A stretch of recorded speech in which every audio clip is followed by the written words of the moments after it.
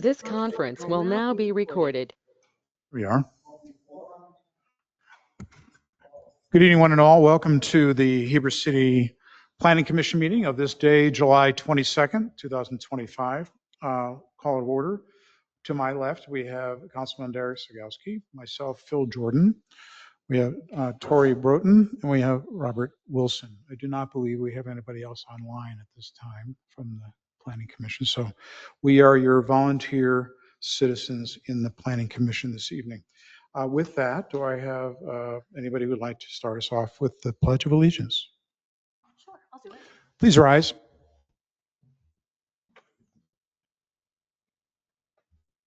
I pledge allegiance to the flag of the United States of America and to the republic for which it stands, one nation, under God, indivisible, with liberty and justice.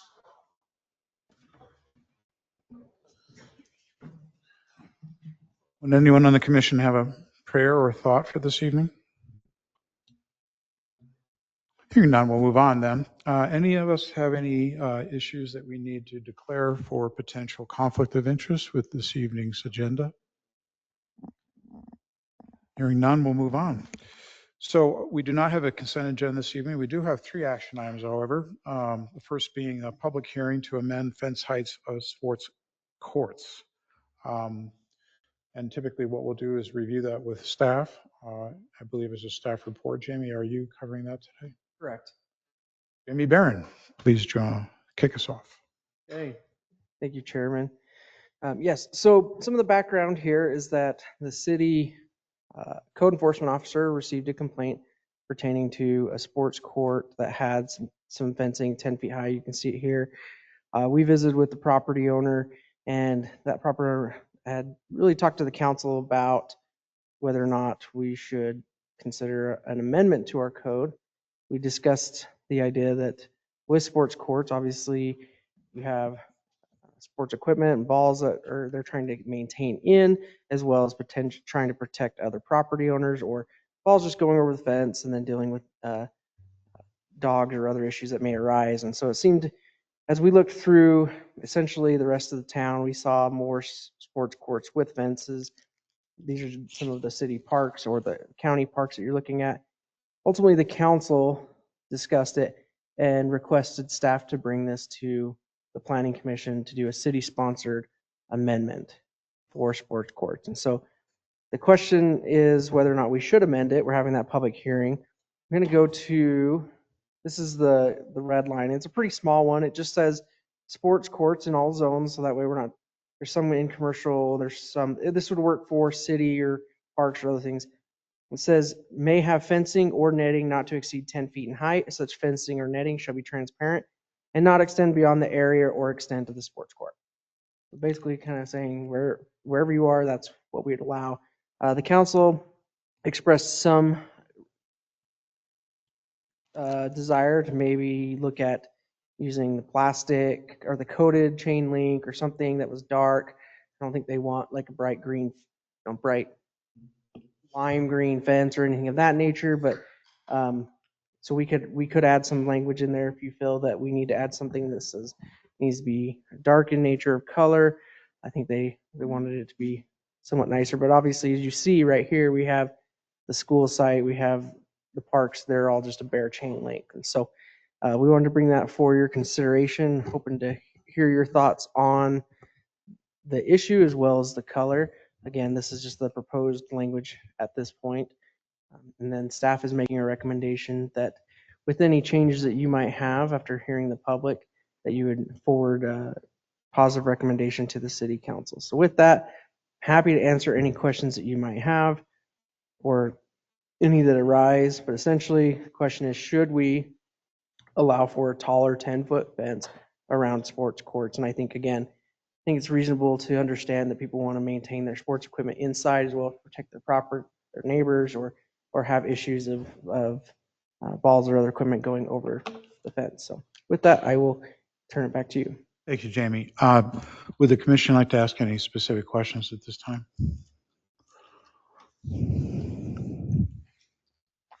I have just a couple, just off the top of my head. Oh, hey, Robert, come on up. Robert McKinley, commissioners joining us.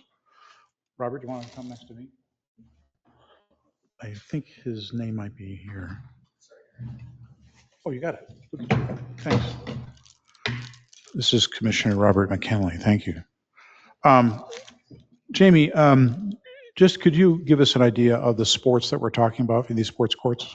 Yeah, generally you're talking pickleball or tennis, basketball, something where you have a typical court. You wouldn't see this, typically wouldn't see someone building like a baseball diamond in their backyard, but what you might see is a kind of a batting cage or pitching cage that Right. someone makes, just, and then they usually use some sort of netting.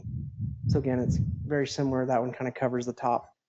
That one's probably not as much of a fence issue as much as, again, your basketball, pickleball, tennis, Okay. those types of courts. So this is an allowance up to that. So it does not change the fact that there's a minimum required now, which is 6 feet, Maximum right now is or 6 feet. maximum. Yeah, It's maximum. the code doesn't require them to have one at all. Okay. This is saying if they want to put a fence up right now, it's 6 feet. If we look at the example here from the particular code issue that we were working through, they have a 6-foot privacy fence and then they have a 10-foot fence adjacent to that. The code basically says anywhere in your yard, in your backyard, you can't exceed 6 feet. Okay. And so, but this one you can see was just within the extent of the sports court itself. Okay. I don't see Ross here. I know he's present though. From an engineer point of view, I'm just curious. Are there, when submitting for, hi Ross, sorry about that. You heard your name. Sorry about that.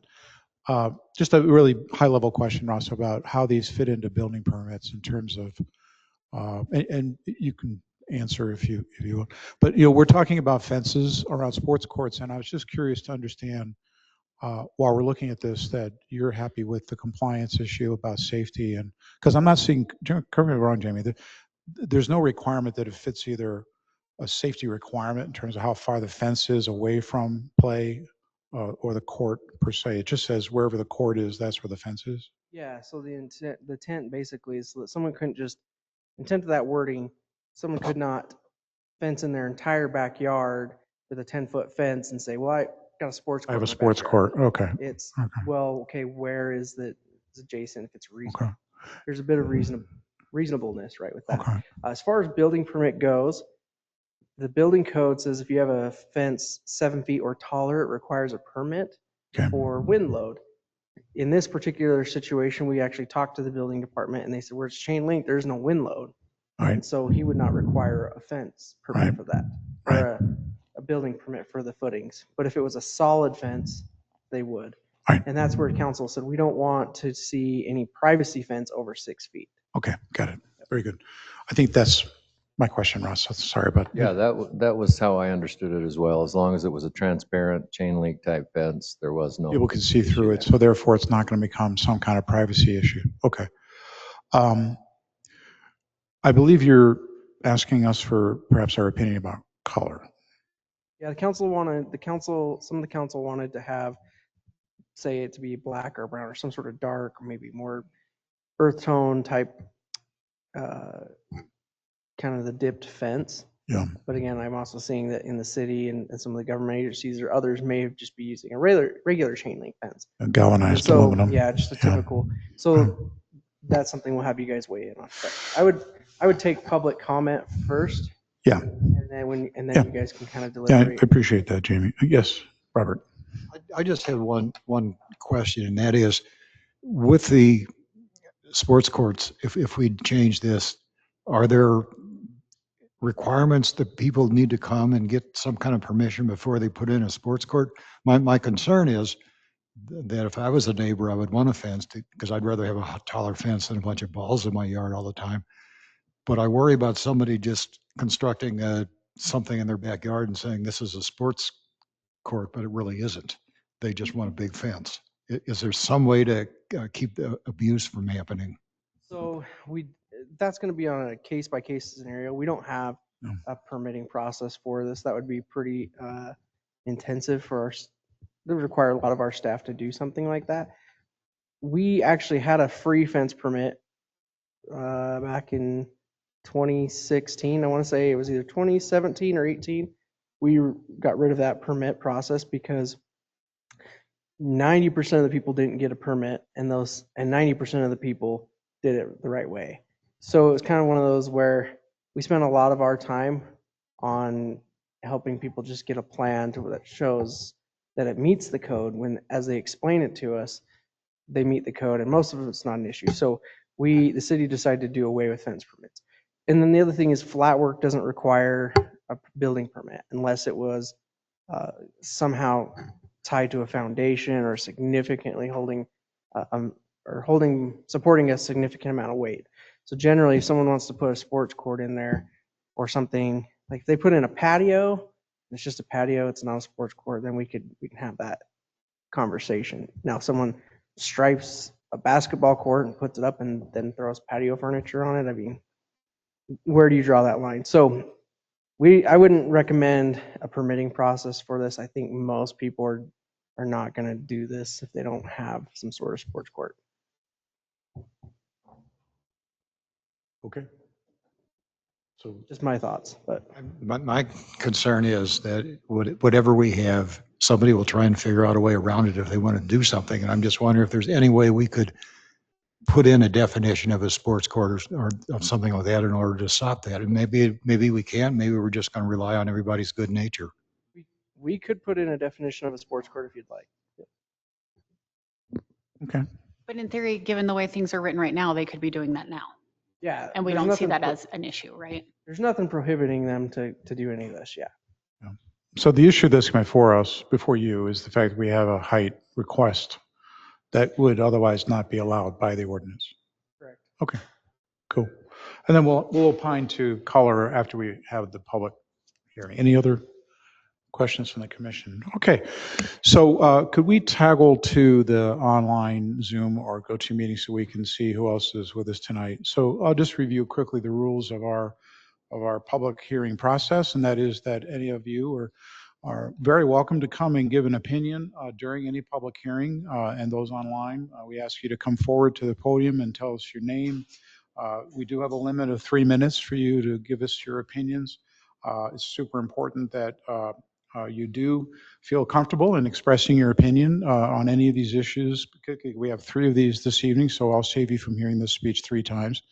I would ask that, however, during this evening's public hearings, that you respect those that are coming forward and exercising their right of free speech by not demonstrating your either accord by applauding and stepping up and down and enjoying the cheering moment, or the opposite of which would be to vocally or otherwise express your disagreement with that opinion. We're here to hear all opinions, and we ask your help in support of our right of free speech. With that, I'd like to open the public hearing for this item, which is for fence heights for sports court. Consider it now open. Would anybody like to come and address the Planning Commission on this subject?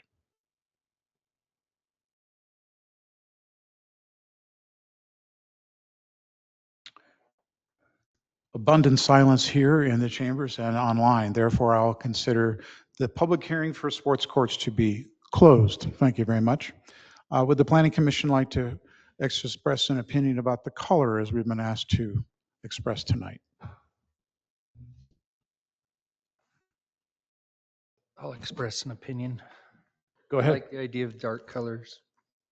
Dark They- colors. yeah. Dark green, dark purple, dark. I would say black, bronze, I think we charcoal. should limit it to black or untreated would be my 2. I don't I know think if I dark would green do, I fits. don't know if I'd allow untreated. I just saw this Instagram reel recently where they had a chicken coop and they painted it black and all of a sudden you could see right through it. So yeah, I agree that Yeah. black at minimum. But I even think green or red, I think you would be able to see that. And we also want to make sure that nobody puts like a sports logo or something on it, I would assume. I'm not sure that's prohibited. So it's not right now. And I could see I could see somebody wanting to put maybe their favorite sports team on their side where it might look black from the other side, but then maybe they have on their side, pick your favorite university or professional Yeah. sports team, right? Yeah. I don't know. No, when you have sponsors and sponsorships, then that vision, what we call impressions, is important. If I'm going to sponsor a local amateur team, then I want my sponsor banner up. It's just, to your point, needs to be down when they're done. Let's put it that way. So, okay. And you could have, it could be a painted on logo or something Yeah. like that, right? Yeah. But anyway, Okay, so I'm hearing that we like the idea of dark, be it black is the preferred color. Any other opinions? Most of the HOAs that we work in require, like if we do a small dog run attached to a home or something. Yeah. It has to be black. Yeah. Yeah. I'm sure they would approve, dark bronze or charcoal or some color like that. but- We, well, so just speaking out of our HOA in Muirfield, it's earth tone colors specifically. And, okay. Anything else on that? So I think I've heard an opportunity for us to actually engage in a definition of a sports court. If you're wanting to do that, would you if you'd like be to. inclined to do that? I don't think that needs a vote. That's a request. Does the planning commission agree? Should we insert a definition of sports court? Yes? I don't think it's necessary, but Unnecessary? I'm gonna argue against it.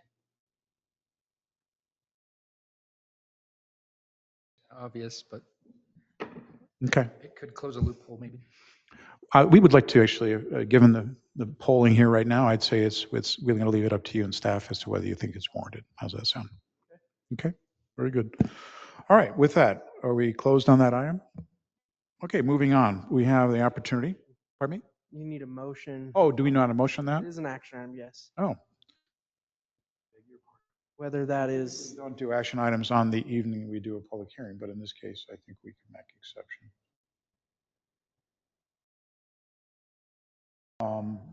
We need a motion on an action.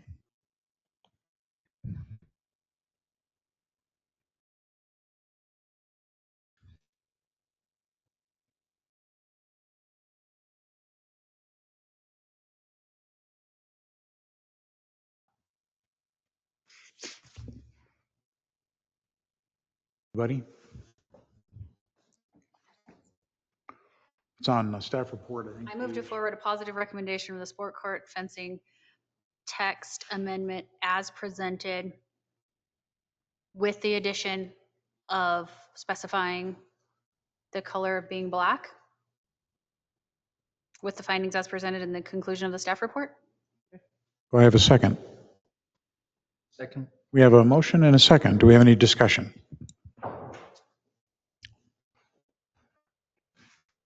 Hearing none. Those in favor of the motion, please recognize by saying aye. Aye. Aye. In opposition, say nay. We have unanimous for aye. The motion passes. Very good. Next item, we have a public hearing for the development agreement for accessory building setbacks, 525 North, 600 West. Is this yours as well, Jamie?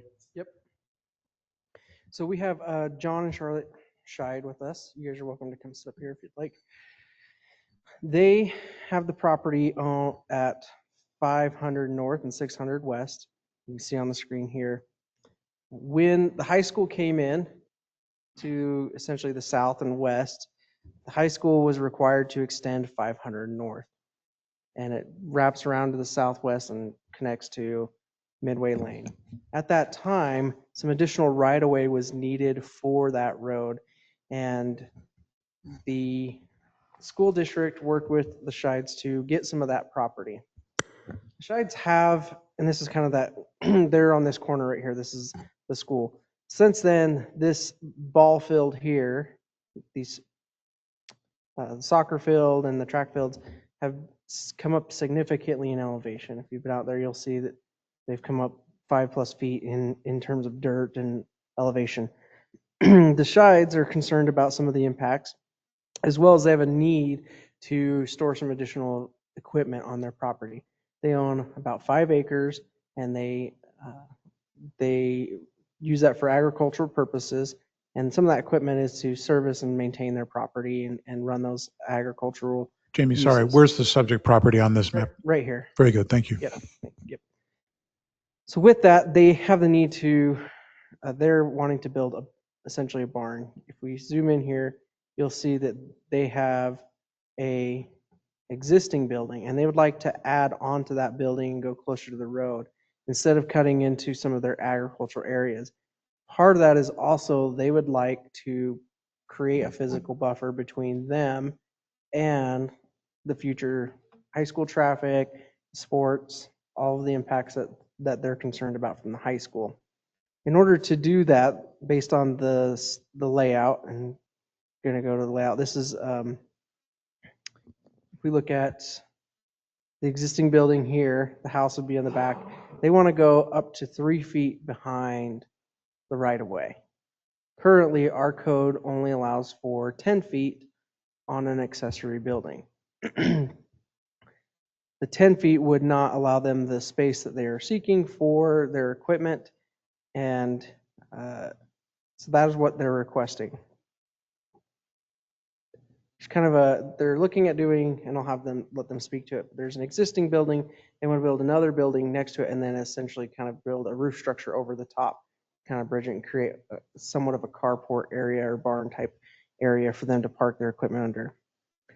And this is their presentation. So here you can see their property and essentially where they want that to be located. So it's 3 feet off the property line. Kind of zoom in a little bit there. So we would be looking at a development agreement to waive or to change the setback for them to be 3 feet off the property line. The history of our ordinance is that setbacks for accessory buildings used to be 3 feet, and then it could be less if you had a fire rated wall. The building code changed so that it was 5 feet. If it was less than 5 feet, then it was a fire rated wall. Well, at that time we said if it's over a certain size, it just has to be 5 feet, or if it's adjacent to a street, it's got to be a minimum of 10 feet, just to kind of hold that setback a little bit farther back. The Shades have requested this from the council, and the council essentially is looking at how we can work with them in terms of the impact that they're seeing on their property from, and then losing some of their property with the road, as how they can help them. So that's really the question for the Planning Commission tonight is, are we interested and should we enter into a development agreement to allow for a decreased setback along the street? So for the purpose of their barn. With that, I would give the Shides opportunity to speak to their request, and then after that, I would hold a public hearing.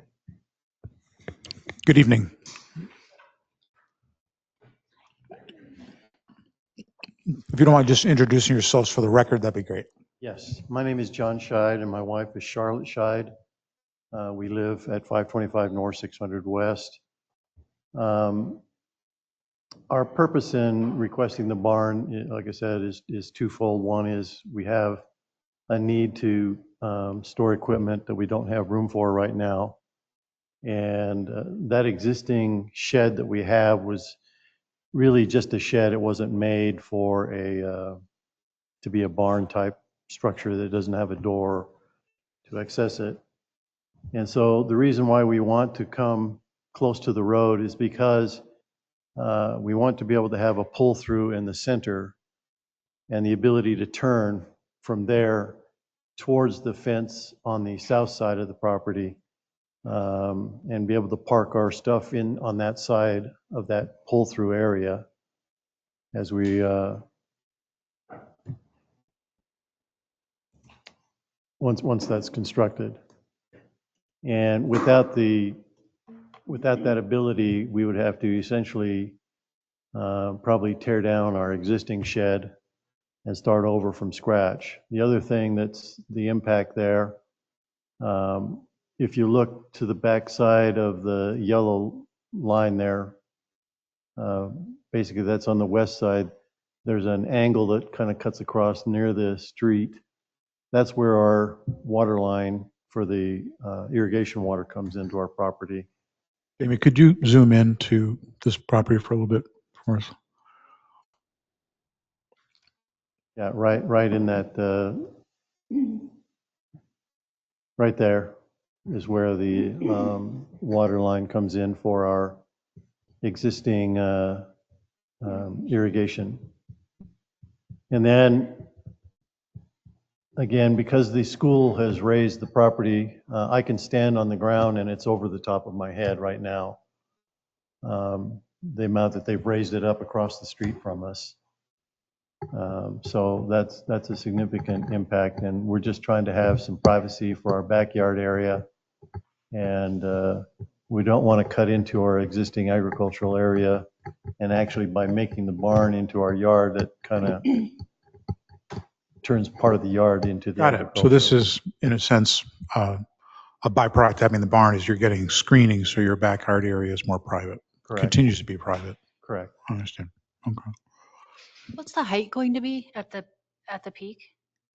Barn, Yeah. 26 feet, which is the max allowed by code. Jamie, could you again, sorry, could you zoom in on this a little further? And could you help us with how the new barn will be located? You say you're going to do a drive-through, as it were?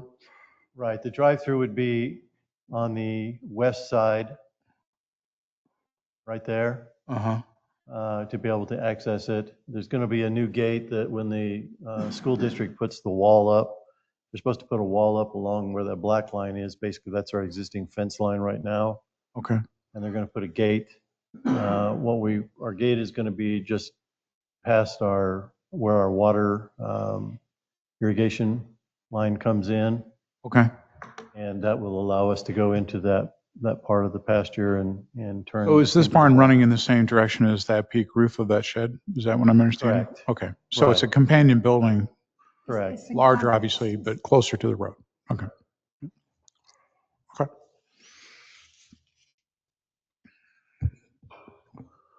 So the 3 feet from the 10 feet allows you to get the width of the building you're looking for, right?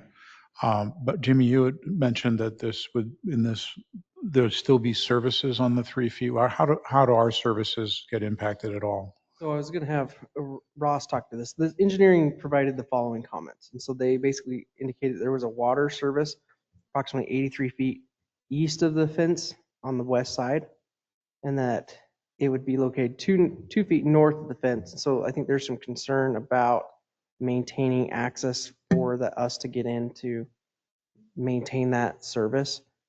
Ross, do you want to speak to any of those concerns? Yes, I do. Can you go back to the aerial photograph with the Sure. yellow over it? And maybe I can try to explain what our concerns are.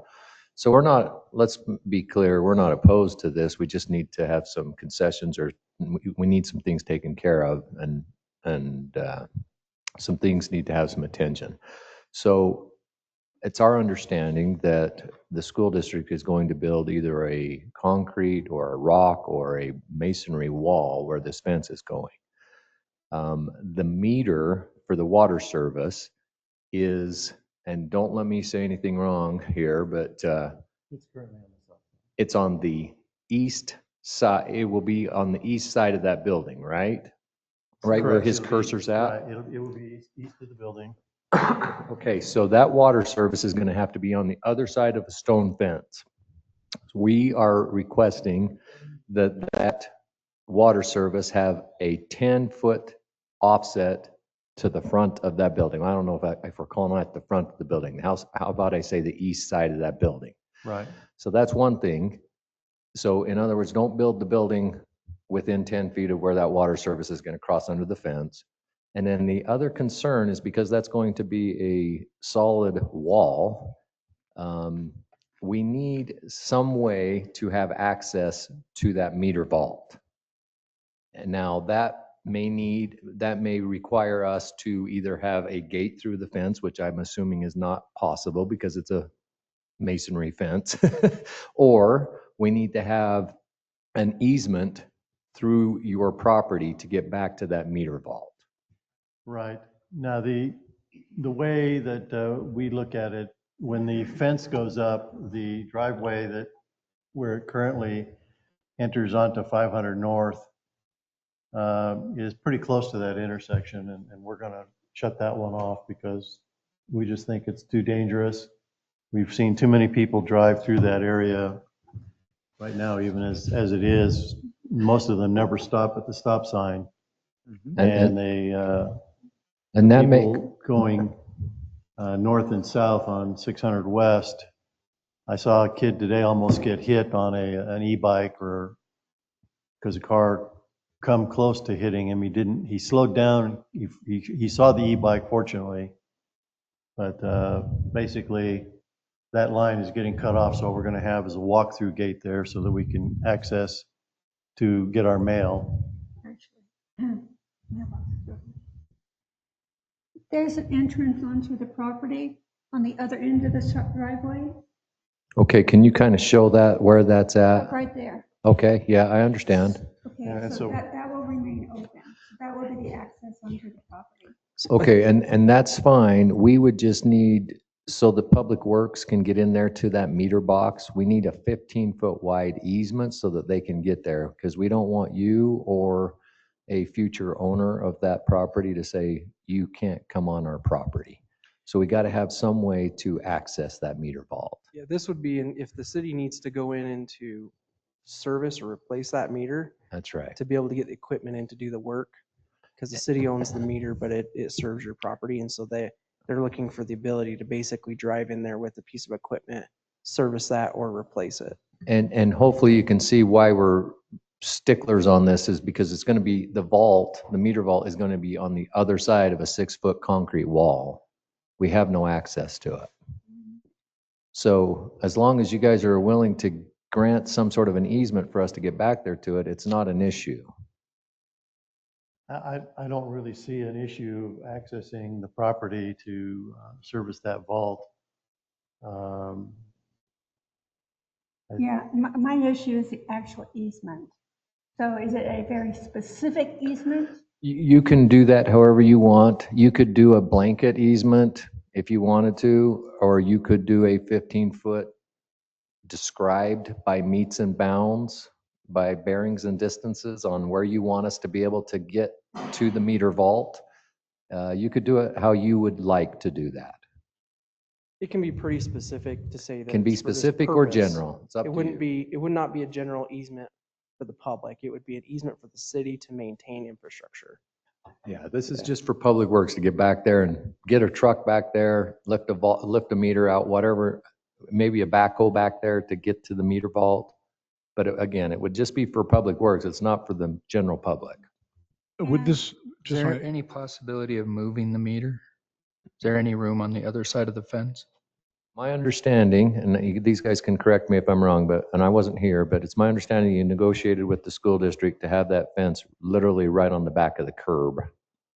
And so the answer is no. side of the street? That's weird. What about moving it closer to the fence and then jogging the fence around it so it's on the roadside or something?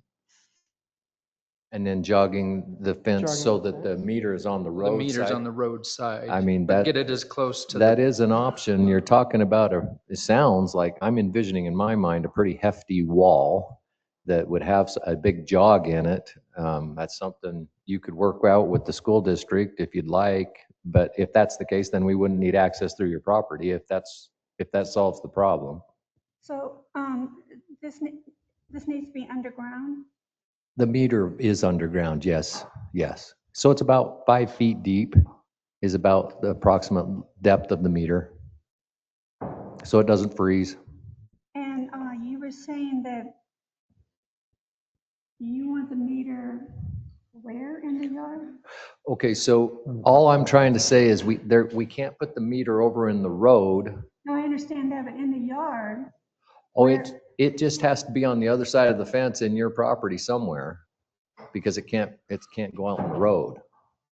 so we can put it wherever we want. Yes, but it's currently stubbed out. It's my understanding that there's a stub already out.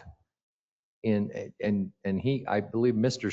Scheid knows approximately where that stub is Yes. correct? So yeah, it's horizontally located already there. Now, if you guys want to move that would be something you'd need to do with But you said the that it school needed to district. be 10 feet away from what? We're saying we have to be able to get into that meter vault and dig down to it. And so we're trying to keep your building 10 feet away from that meter vault. I'm not sure. I believe if our dimension, we went out and did some measuring, we are seeing that meter vault is the current lateral is 84 feet east of that west fence line. And if I'm reading your drawings correctly, which I may not be, because they're handwritten, so I'm having a hard time with them, but it looks to me like you're going 75 feet with your building.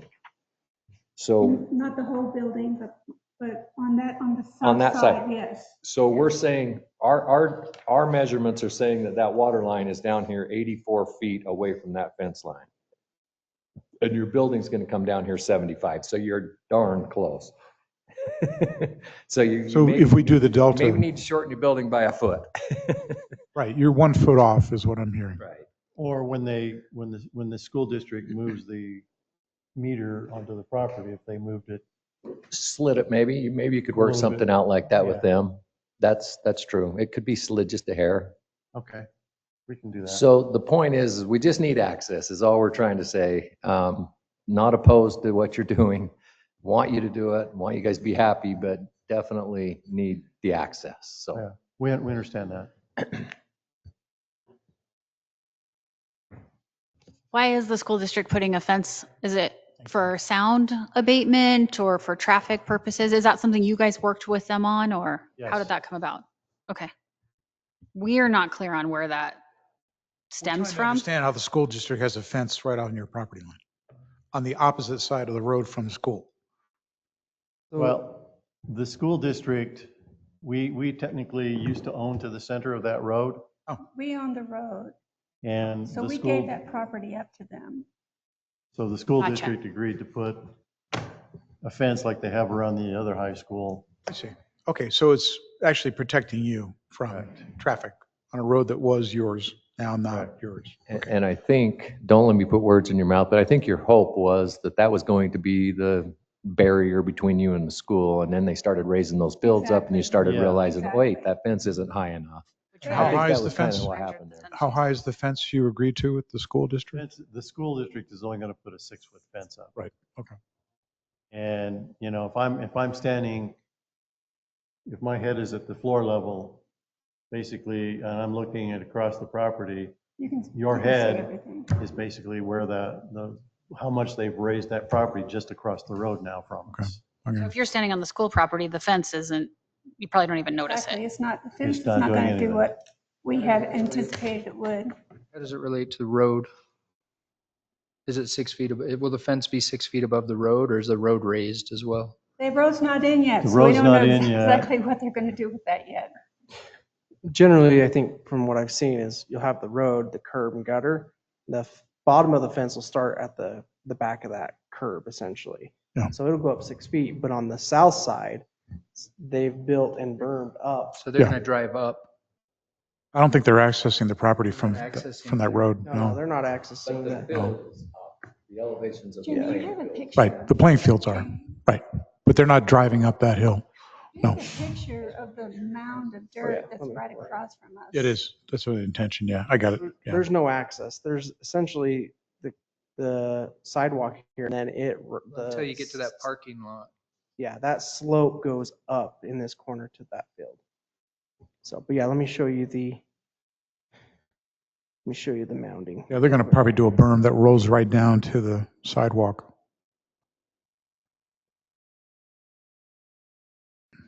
That's what we have right there. That's what it looks right like now. today, So this yeah. is actually sloping up.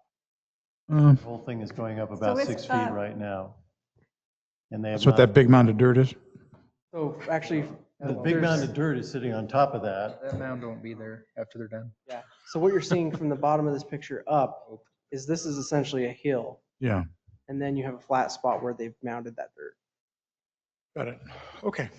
And I don't think they're planning on building a berm around that. They're just coming off of that down. And it'll be interesting to see what the plan is, because they build that so high. Normally, they build the field down with the berms around it. But they're going to put the field on top of the berm, so then what? How are they going to contain kids and balls and everything else? They're gonna put a fence, you know that black fence we just approved, that's what's going on. Do you know that? For sure? I mean, yeah, exactly. def- So, yeah, we have no idea how they're Probably going be to a finish fence that around the off. There'll be a field, I fence would there. assume. There'll be a fence there. But- And I'm certain that it's gonna be a level ball field. So you're right, it'll be higher and then roll down the street. Can we take a back look at the understanding of the drawing of the road to the west of your property?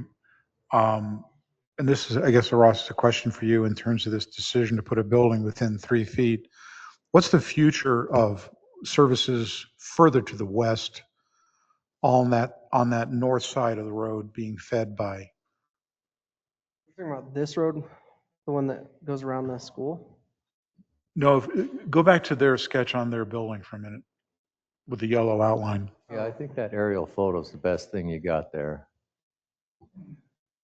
There we go. So is this area highlighted all of your properties here? That area that's highlighted there, that's Yeah. lighter in color is Yeah. our property. Right. And so. Is that all in the city? Is that 5 acres and that's all in the city? Is that correct? Correct. It's owned, yes. It's owned, So, On the city. and then after that to the west, that's not city. It's all county, property. right? Yep, that's It's all correct. county. correct. So as far as city's concerned, if you, in some point in the future, part of your property is then broken down and subdivided, my only concern is this building is within what essentially might be an easement to services to any property to the west. I guess you could potentially run into dry utilities, maybe needing that area, but given the agreement and whatnot that they've worked through with the school and where the property line falls right on the curb, I believe the dry utilities would have to find a different route to Okay, get they to would find another anything route. back They there. would probably find another route. Okay. Okay. Very good. The stub that's in the yard that's a water service that's not being used? No, it's our water, for our culinary water. Okay. So are we resolved that there would be an easement to this? We're or- asking, I guess the engineering department is saying, hey, as part of this MDA, we need to have an easement. Okay. Unless somebody comes up with another idea like Mr. Sologowski said, which is bend the Jog fence around it. Yeah, jog the fence around it. Or whatever, but if, short of that, we need access, is all we're saying, and that needs to be in the MDA. I don't think a jogging fence would work. I don't well either. Because it would have to encroach significantly into the yard in order to do that. I agree. I don't think that works doesn't- either. That doesn't work. And not with that Move the hefty of a meter fence toward either. the fence so that the jog was less intrusive for that to work. Yeah. And So it while sounds I'm- like, So, sorry, while I'm on it, I would recommend to you that you do a specific easement rather than a blanket easement, just so Yes. everybody knows right where it's at and there's no infighting later on where they can cross and whatnot. Right. So That's I fine. think that's an easy solution myself, but Yeah. you guys need to choose what you want to do, and we just need that as part of the MDA. and therefore, just a quick question. If that is so agreed and in the MDA, does that end up on plat? So when they sell the property, that easement belongs there? Yeah, usually easements are always recorded against the property. Okay, very good. Right. So we have a public hearing for this matter. Do you have any other contributions to it today, right here, right now? No, I think that was the main issue. The only other question I have is there's a comment in here about utilities in the road. The only other utility that I'm aware of is the gas line that runs down that road. And I don't have any way of moving that. Yeah, so all that, I think the only reason Russ made that comment was, hey, if you're going to be moving any utilities or you think you need to move any utilities, you need to get that done before it gets paved. I think that's all he was trying to say. Okay, So, no, we're not moving any utilities. I just needed to understand that we weren't going to have to move that gas line that's existing in the road right now. if it's not on your property and it's on the road side of the fence, I don't see any reason why you need to move anything, so. Okay. Is there any fear that this road would ever get widened to the point where that 3 foot is no longer sufficient? That's a good question. I was going to ask that I question. think it's a great question, but I just don't see how it's gonna, I don't see why that would happen. Again, people, well, the neighbor to the west has tried to annex And it's my understanding that the city council said no. That's correct. So I don't see how us carrying traffic further to the west is going to be the city's problem. But No, who it's knows? it'd be a school district issue, I think. Was The- that road going to be owned by the city or the school district? Ultimately, it will be owned by the city, from what we understand. The school district is building the road, but they're going to turn it over to the. And there's a gas line underneath it now. That's Correct. my understanding, So, from what you just said. okay. Not only gas line, there's storm drain lines, Yeah. there's water lines, Yeah. there's sewer lines, all of it's under it. It's But that's not the issue in front of us tonight. It's about really building a barn. Okay.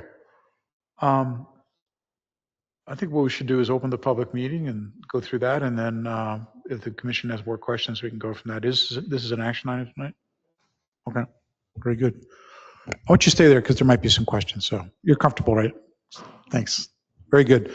Okay, just a reminder of our previous means and methods of opening up and holding a public hearing. With that, let's go back to the screen of all of our people online who are joining us this evening.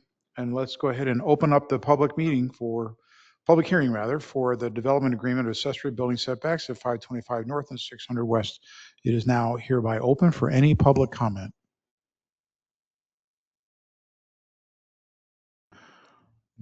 Good evening. Just remind us of who you are. Dennis Van Leeuwen, Northfield's neighbor with the Shides. I think from what's been presented and the way they've positioned this building, in particular in light of what's happening to the south of them, I think what they're asking is very reasonable. I think it helps protect their property, their enjoyment of the property, and so would be completely behind you approving this for them. Thank you. Very good. Yes, sir. Please come forward and tell us who you are and what you have to say. You have 3 minutes. I'm Bill Spiker. I'm a neighbor just to the north of John. And nice to meet you, Phil. Nice You to and I meet have you. spoken on the phone a time or That's two. correct. So Yes. good to get a face with the Nice to name. meet you in You person. bet. But yeah, John and Charlotte bought that place from Mr. Clark. Some of you know Fred Clark from years ago, I bet, who was active here in the city. And it's amazing what they've done with it. Just amazing upgrades. And I don't think you could find, if they're as good for you to work with as they are honest and friendly neighbors for those of us in the neighborhood, I think it'll be pretty easy for you to find that what they're asking about is certainly reasonable given all the development that's now occurring down on our end of town, between the bypass on one side and the school on the other. I've been planting lots of trees on my 5 acres to try to, I'll turn it into a private compound rather than the grand views it hosted for years, but perhaps still livable. And certainly with the road that the school is building right next to John, it's would be untenable to not have a wall or a high barn or something to keep some sense of serenity and privacy at their home. And it's about what, 5.5 acres you have there, John? But that would be I think a minimum to make it palatable for them. And to hear those of you who have commented already, apparently there's no major repercussions to the school or to the city or to others. So hopefully it's something that can be accepted, and I would certainly support it. Very good. Thank you. Okay.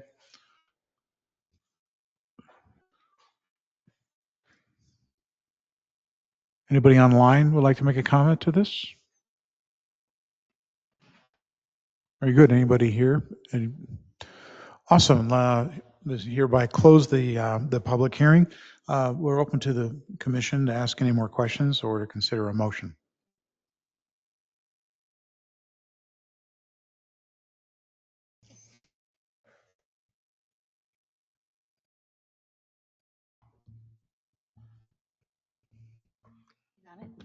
Well, this is amazing that, I mean, what you're getting in return for this high school going there is, you're not getting near what you should be. And you're faced with a big, big problem and issue. I mean, I can't imagine what it would be like the night of a football game. We can hear it from our house, We can, yeah. and we live 2 miles away. We don't live together. We're just neighbors. Sure sounded like We're neighbors. I hear the baseball, I'm on 600 South. I hear the baseball games. I hear the Heber Creeper. I hear the rodeo. I hear the demolition derby. And, it's amazing how that sound just travels. And I don't think anything you do is going to take that down that much. So I feel bad for you. And if you can get whatever you can get on this, I'd go for it. And Like 2 more feet of height on that wall. yeah. And have the school plan a lot of planning along their side of those fields. I know that it showed on there, but it's going to take years for it to really make any effect. So So recently we were asked, not by the school, but by the contractor, the developer, if we wanted a 6-foot wall or an 8-foot wall, which left, in my mind, an option open. I So go how would you guys feel about that if they would agree to do that? for what you can get, because Well, our first question would be to planning. Does that change the project at all? We'd have to do another They development have, agreement. they have a development agreement. We could add it to it. Allow for a taller fence. I believe than they do 6 have a feet. development agreement, do they not? So I'd have to look at I don't think that's a concern as much for them as it is does the school have the ability to do it? And I think if the school is willing to do it, I think their support, we need to jump through a couple of hoops to do that or something. I think from what I'm hearing from the planning commission and others, I'd have to double check the zoning on it, and what we agreed to, but I think the city would be open to that if that's what the school wants to do. Didn't we have? Originally, the school said they would do an 8-foot, but then they Originally, that kicked was it the back deal. to a 6-foot because they said that the city code would only allow a 6-foot. So, and we didn't really have an opportunity. But they didn't change that until we were there to sign the papers and read it. And it was in there and it was like, Sign this or we're gonna yeah. take you to court Take you to for eminent domain. I would say maybe the easiest thing to do now is just put in a provision in their agreement or a conditional approval that they can do an 8-foot fence. If you put it in there for them, then that works. So let's just do that now. That way, because I'd have to double check the agreement with the school on their annexation agreement. I think when we were out on the property and we talked about it, I don't think we ever opposed that, but just for the sake of the shites and the easiness of it, I would say let's just put a provision that says they can have an 8-foot wall, 8-foot wall on that property line too. That would be fine. Can I ask a clarifying question on that? If you were able to get an 8-foot fence, would that negate the need for a building? No. No, you'd still do the building? Okay. I have a question. If we forward a positive recommendation as it's suggested here and written, does that lock in this 15-foot easement, or does it just lock in the fact that they need access? And if they're able to figure out a different configuration with the fence, let's say, then maybe they wouldn't need that full easement. Is this specific, or is this just saying they need access? I think this is saying that we need access that's meets the city minimum standards, basically. Okay. So I think by the time we go to council, I think we're gonna have a pretty good idea as to what that's gonna look like. And then hopefully, we usually try to get these done pretty fast as far as easements go. So I think we can work through that. So if by the time this comes around, if the technology is available that they can have an invisible fence for the hour they need it, like that could be a thing rather than granting actual like an easement, right? Like this is flexible. Yeah. I'm not seen sure I Rod understand or what you're Ross nod proposing. yes. Yeah, that makes sense to me. As long as we have access to that meter vault, it doesn't matter how we get it. It's Okay. whether it be through an easement or a jotting of the fence, it does not matter. I We just wanted to need make it sure that that very was the clear. case. Yeah, and I wonder if we couldn't, if the school district wouldn't be willing to just put like a lockable gate that the city just has where we basically can open it. I don't know how that would interfere with the road, but My question was if they can figure out a way to alter the fence in some way that they can get through the fence, yeah, if is there was that covered? a double gate where we could just drive our equipment right through and access it from the roadway. But then again, how does that affect the roadway? I think we can explore all those options. Can I make one more Sure. clarifying statement? Yeah. You asked earlier about utilities. As I look at the map here, one of our guys measured the distance to where the gas is stubbed over to your property as being 76 feet away from that west fence. That may be what you were trying to get a clarification on earlier. That seems to be right at the very east side of your yellow outline there. Yeah, that's the line that goes from the road that services our house. Right. And so that's not an issue. So what we're concerned about is that your building not get built over the top of that.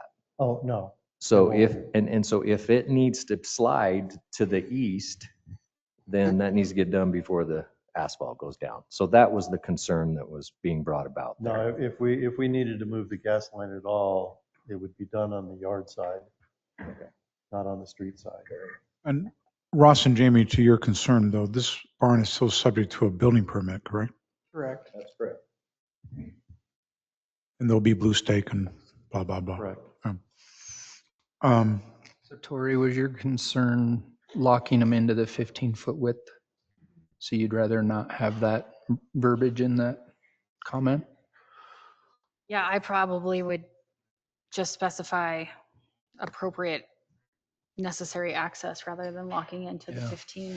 I think the only downside of having a gate straight to the road is you're gonna lose that sound buffer. You may want them to come through your driveway or some other way in there so that you don't lose that solid masonry I wall. think there's a couple of ways we can do that. One is to come either through the other driveway that we're going to keep open, or the other one would be to go through the gate, through the barn, and then, because that's going to be, the reason why we wanted that 14-foot wide and then 12-foot high ceiling height in that was so that we could get stuff in and out. And we're planning on putting a door on both ends so that we can access if we need to. Yeah, I just wanted to make sure they had flexibility if they were able to find a solution other than the 15 feet, if that was something they But weren't Ross- thrilled about.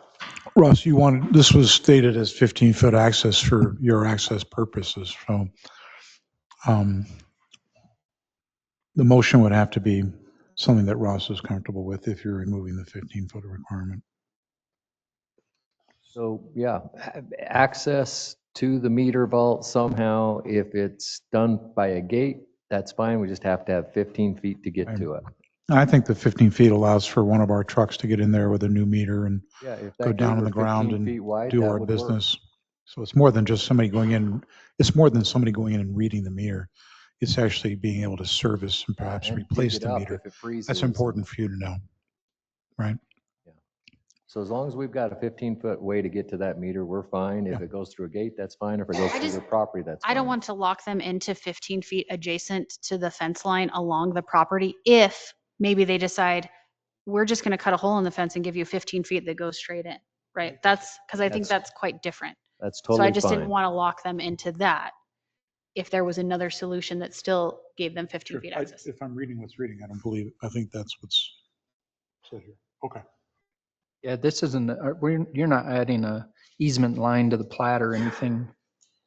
You're just stating that we want 15 feet to get to the meter, and it could be any direction. That's correct. So that we all understand, if they choose to give us the 15 feet on their property, that would get done by recording an easement. Yeah, So when you say, correct. is it going to show up on the plat? Well, it's going to show up on those plats over at the county. Sure. There is no plat getting developed through this process. They're not going to be doing a subdivision or anything.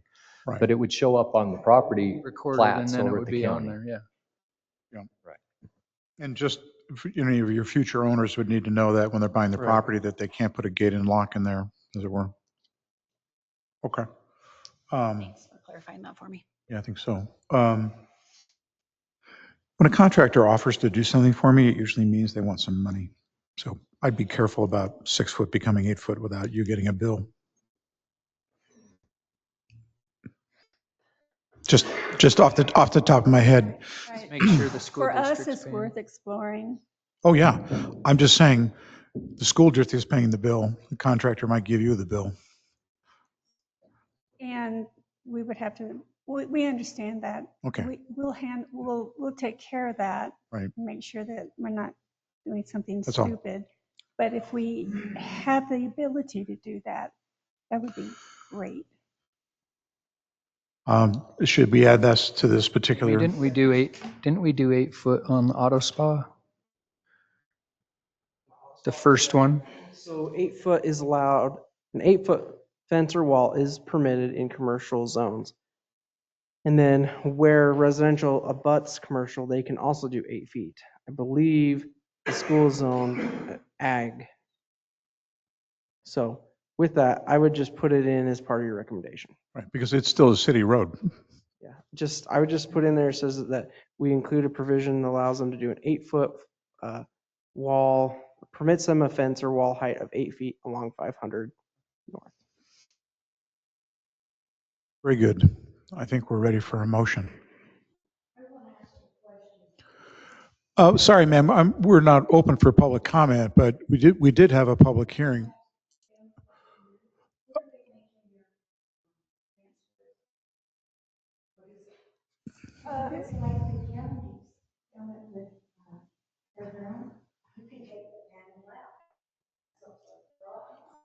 We understand it to be a masonry fence made of stone. It's going to be, it's not a, So they've changed it yeah, now it's going to too. be, So we're not really sure at this point. it's, I don't remember what it's called, but it's basically concrete, about a half-inch concrete on each With side, fiberglass in the middle? and then a foam type product in between. And then these panels will go in. They're probably precast panels that are. Yeah. Yes, they're precast panels. They have metal posts. Posts. Yeah. Yeah. So you could technically remove a panel, but I don't think it'd be 15 feet wide. No, it'd be. And not think to be they're a 10 foot. stickler, not to be a stickler on that, but we can't require a backhoe to show up every time and lift a big panel out of the way to get to the Yeah, I meeting. understand. We need to be able to get there with The just a access is going man. to be provided. Yeah, right. I mean, what comes to mind here, knowing 500 North is, all of us are just, by comment, just stunned at the increased traffic and the increased speed of the traffic. I live in this community and we definitely have seen a lot of, potential serious accidents with mostly kids on bikes. And so I'm happy the stop sign is there. Eventually, I would like to see a stoplight, but just because of the nature of kids, quite frankly, who have just gotten their driver's license driving on and off that property on that access. So anyway, I think a fence of that substance is going to be interesting for everybody. Yeah, we've asked the city to look at, in the future, when the road is completed and the school is open, to look at a four-way stop there at the 500 North, 600 West. I would imagine that's going to be part of the deal. Yeah. The other thing is that as the kids are coming out of school, it's my view that they should put speed bumps in that road. And maybe that would be something the city would consider if you ever get the road. Okay, very good. So we're ready for a motion. I'd like to make a motion. Please do. I move to forward a positive recommendation of the Scheid Development Agreement as presented with the findings and conditions in the conclusion of the staff report. But I want to add one more condition, that they be allowed to go to an 8 foot tall fence on 5th North. Second. Right. Thank you. So we have a motion. We have a second. Is there any discussion?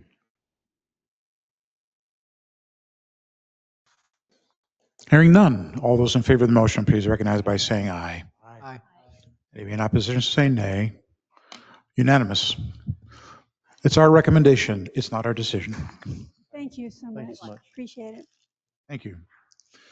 With that, we're ready for our third item on our action items. This is a public hearing for Downtown Heber Food Truck Rendezvous Development Agreement. And I trust that this will be yours.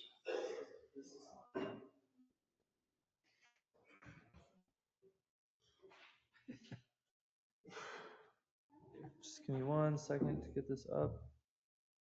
So I'll go through my staff report first. Oh, it's already here. Okay. Sorry, can you not hear me? Okay, I'll talk louder. Yeah, I'll tell them just. Ma'am, you're free to move into the general. That's actually for our it's generally not allowed for the public, so we'd ask you to sit over here. We should appreciate that. Could I ask you to please move, ma'am? That's our security desk. Thank you.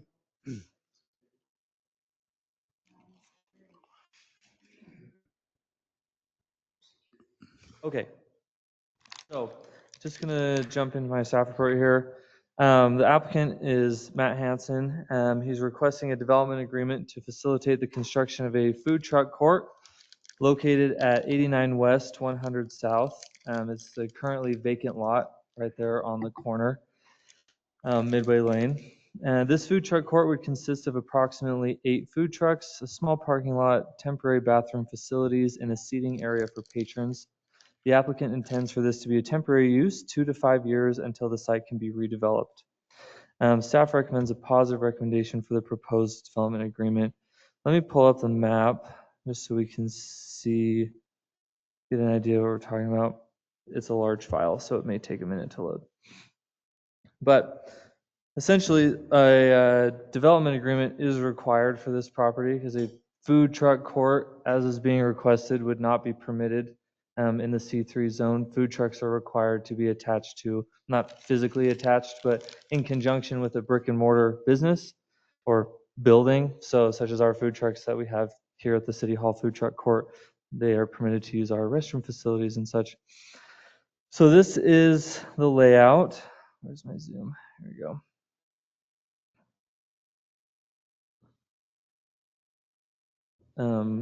Just give it a second to load here. So you can see it's right on the corner of First South and First West. The 8 food trucks would be oriented like this on the northern portion of the property. The applicant is going to provide, looks like about 16 stalls that would be on compacted road base. He's also going to provide a dumpster, porta potties, and a seating area for patrons of the facility.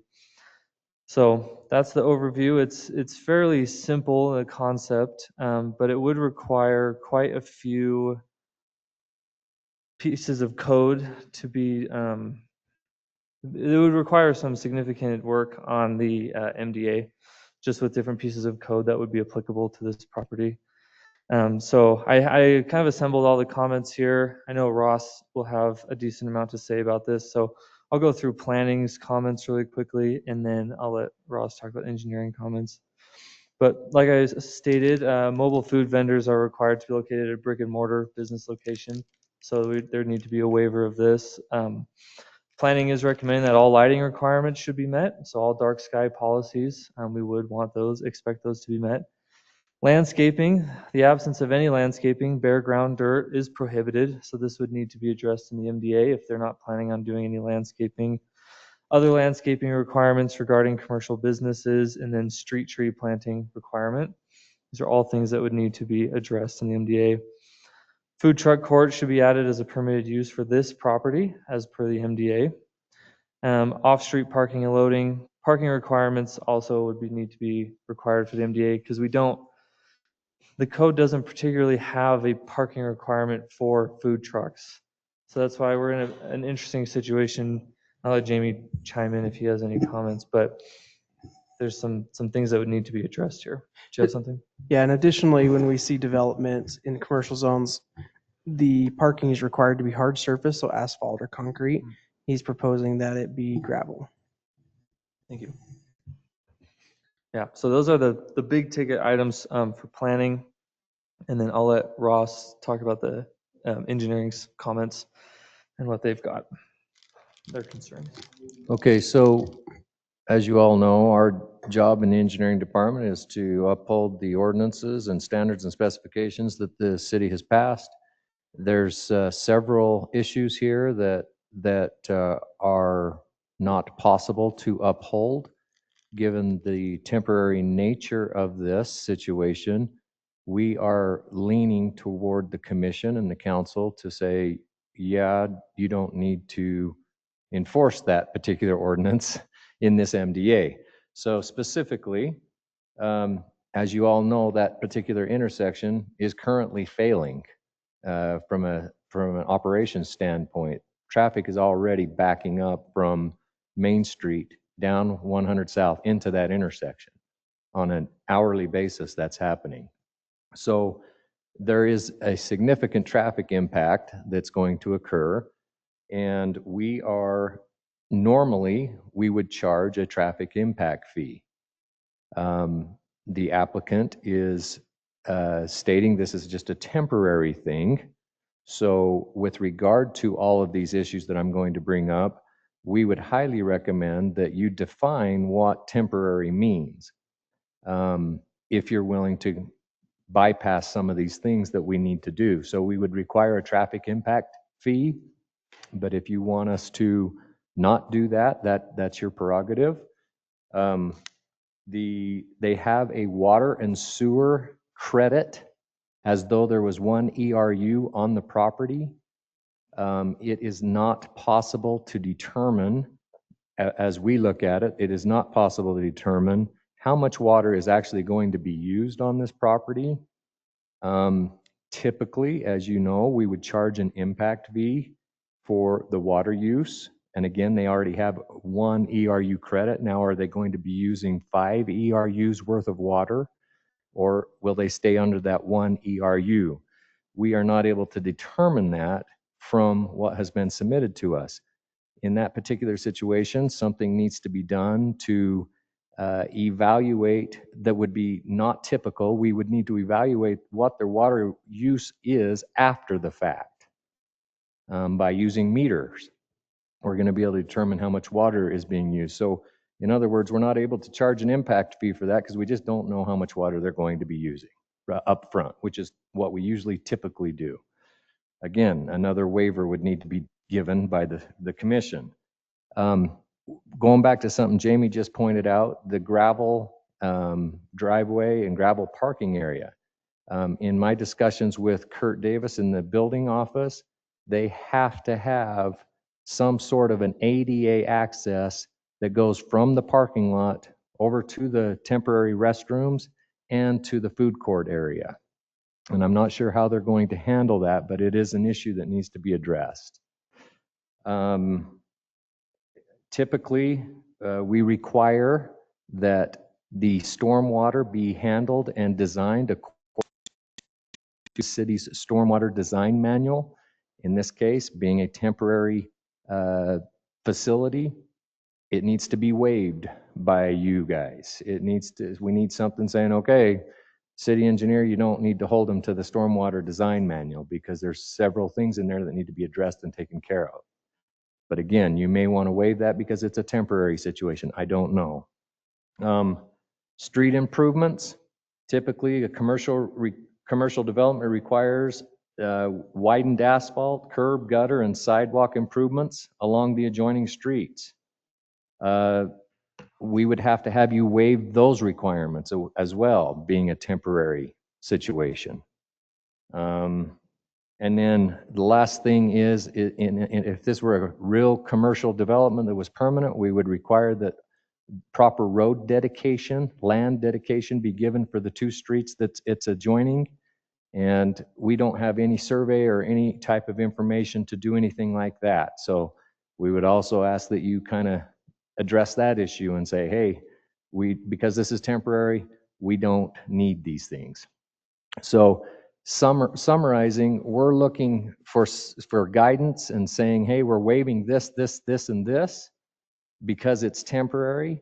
And if you're going to do that, we would highly recommend that you define what is temporary, maybe explore, this is just me talking, but maybe explore the concept of them coming back after a year and saying, okay, now we're assessing your impact fee for water, maybe renew their MDA. I don't know what the answer is. I'm just saying they put us in a pretty strange situation where we're not able to uphold what's in the ordinances and standards and specifications, and waivers are going to need to be granted for us to turn another cheek to the situation.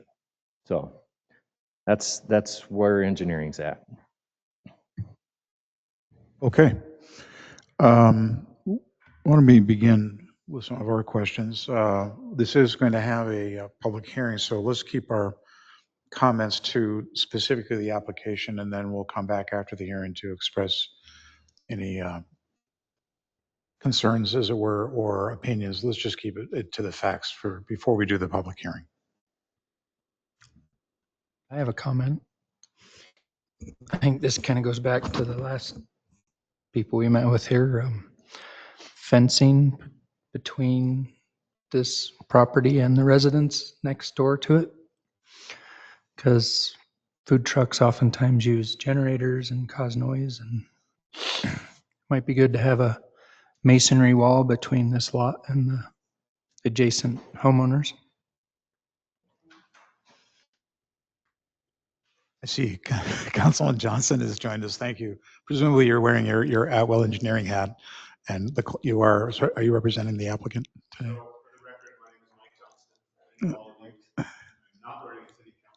Right. Mike, your mic's not on.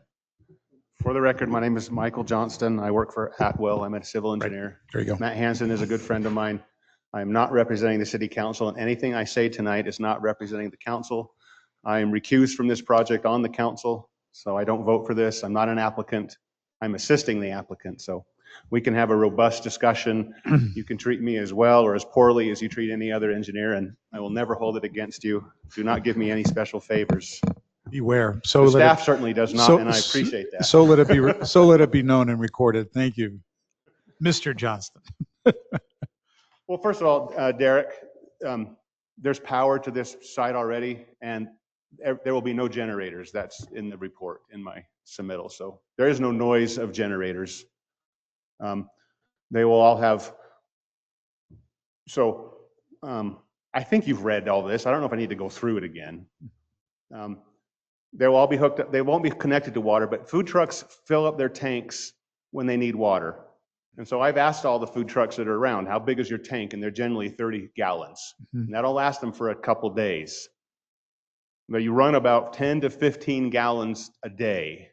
So if you multiply, if we just go 20 gallons a day times 8, food trucks has 160 gallons a day, which is well under 1 ERU. There's no showering, there's no cooking, there's no dishwashers, there's no toilets, there's no sinks, there's no tubs. It's a tank that they use for cleaning.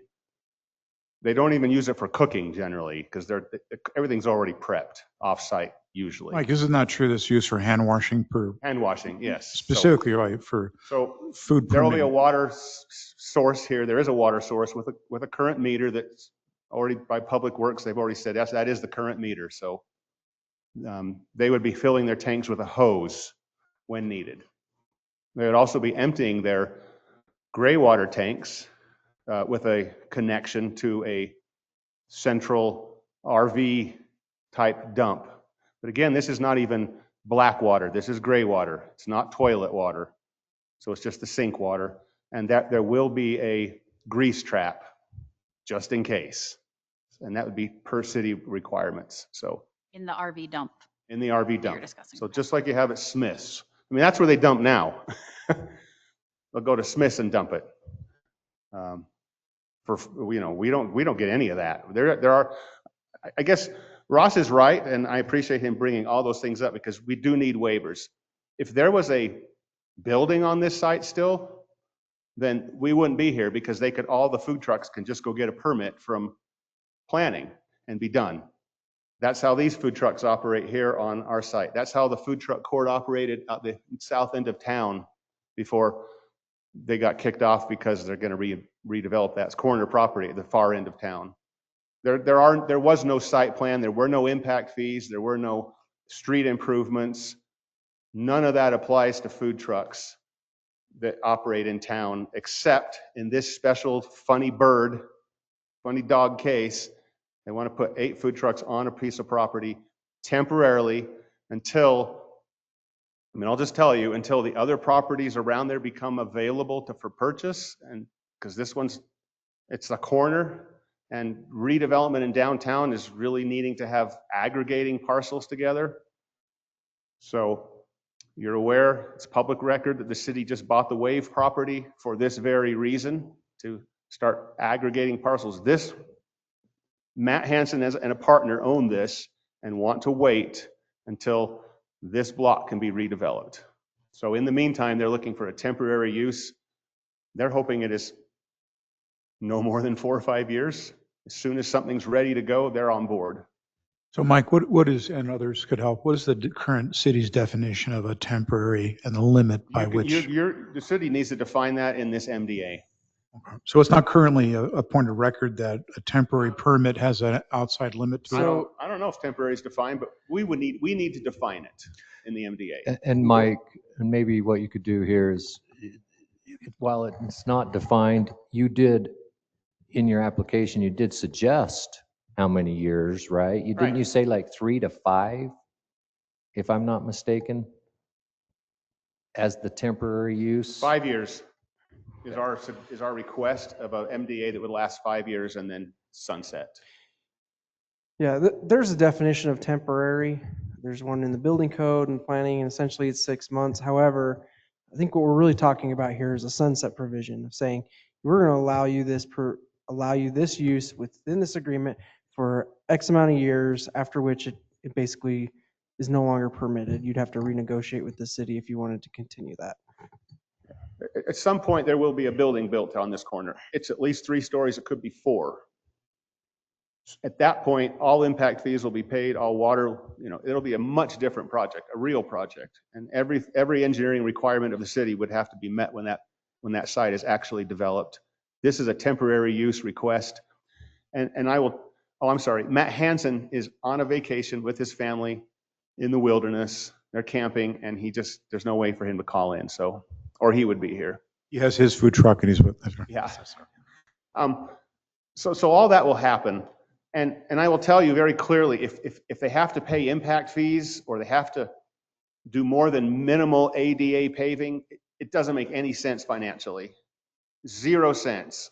And it'll just sit there as a empty lot of dirt piles, unless you can come up with a better idea. So they really are asking for a temporary use and require the MDA, because the current code requires food trucks to be connected to a brick and mortar building, and there is no brick and mortar building, and there was no way for us to get around that except build a brick and mortar building, like a bathroom or something, which would require site plans and street improvements and all that stuff. Luckily, the power's there, the sewer's there, the water's there. They will do very little landscaping. He's already cleared it off and started putting fabric and gravel down. There will be a common dumpster. So the property owner will maintain the toilets, which will be that ADA type toilet. They will maintain the dumpsters. They will pay the water bill. They'll pay the sewer bill. So Mike, they'll pay the power bill too. Is the owner going to recover costs through fees charged to these food trucks on a commission basis, or a nominal fee like other people? Like a flat fee? Yeah, a flat fee. So it's kind of like. Well, some events charge on a commission. Just to let you know. Pardon? Some events charge food trucks on a commission basis. I don't know how he'll do it, but I think if he does it wrong, then no one will come. So he's got a template. No, it's the food truck that pays the fee. Yeah. And if they're doing great business, then the property owner gets to share in that. That's all. Yeah. So he'll keep it clean, maintained. They just have to stay, and they can stay parked there rather than driving off and coming back every night. Food trucks pay sales tax in the location that their truck is parked overnight. I was going to bring that It's a up. benefit to kind of keep them right here, and then they don't have to go back and forth and drive on our streets. I also want to just talk about traffic. I've really been paying attention to this the last little while and talking to the food truck people and asking and looking and remembering back when there was a food truck court, there was like 6 or 8 trucks down there at the old lube shop right at the end of town.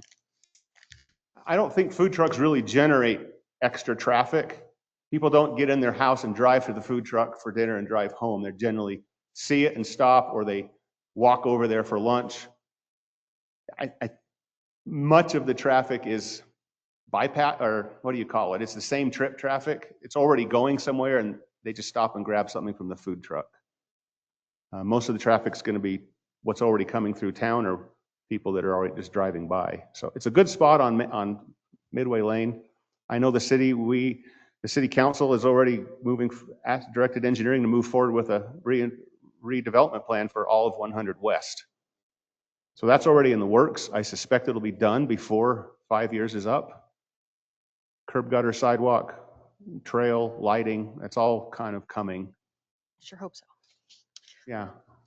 I have a quick question maybe for Ross. Is there an event or an amount of traffic or something that triggers installation of a crosswalk, even if it's just stripes? Because these guys aren't going to be adding to the people walking across the street. That's already an issue, but they're not creating that issue, but they'll be adding to it. So I don't anticipate a light anytime soon, but even striped crosswalk would be helpful. I guess the answer to that would be, if we looked at it and it warranted some striping for crosswalks, we would do it. So I'm not sure I fully understand your question. Would that come from doing a traffic study essentially? Yes, we'd have to do some sort of a study to determine what's happening there, yes.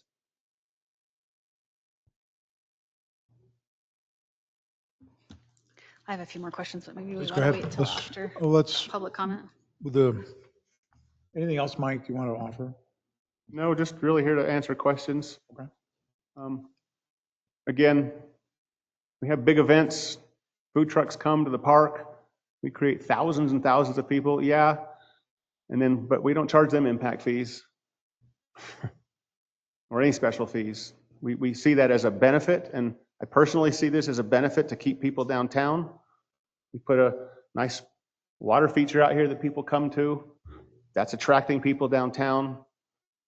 We're not charging ourselves impact fees for creating that benefit and attracting people here. We want to attract people downtown.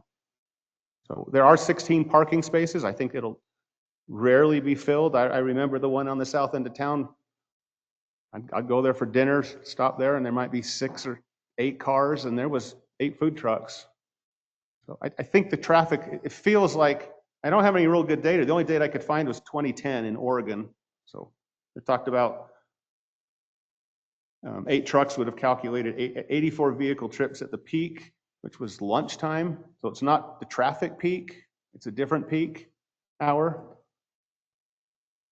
So I feel pretty comfortable that we're not going to cause a problem or exacerbate. There's already a problem. UDOT's aware of it on 113, Highway 113. It's not really something that they can address. UDOT's going to have to address that. How are you addressing the ADA issue with the gravel parking lot? So we'll just have to talk to building department and see what the minimum is. That may be one stall that's paved, and maybe a sidewalk to a certain point. So this would be, where they're going to be is going to be compacted gravel, so they can drive on, drive off, picnic tables. I believe compacted gravel is ADA approved. If not, there's a. But these things I'm not 100% sure of, but of course they'll have to be addressed. Yeah, it's pretty tough pushing a wheelchair over that, Yeah. even if it's compacted. And I'm just raising that issue as one that you're going to need to address. I think it's a great concept. We need to work through the problems. The reason I don't know if it's an issue is I've been down to Moab, which is all compacted gravel. And so that's a huge food truck court of 25. So again, I don't know what the specific building permit requirements are. And there is no building permit to be requested. So I'll just have to work with Kurt on what that code may or may not require.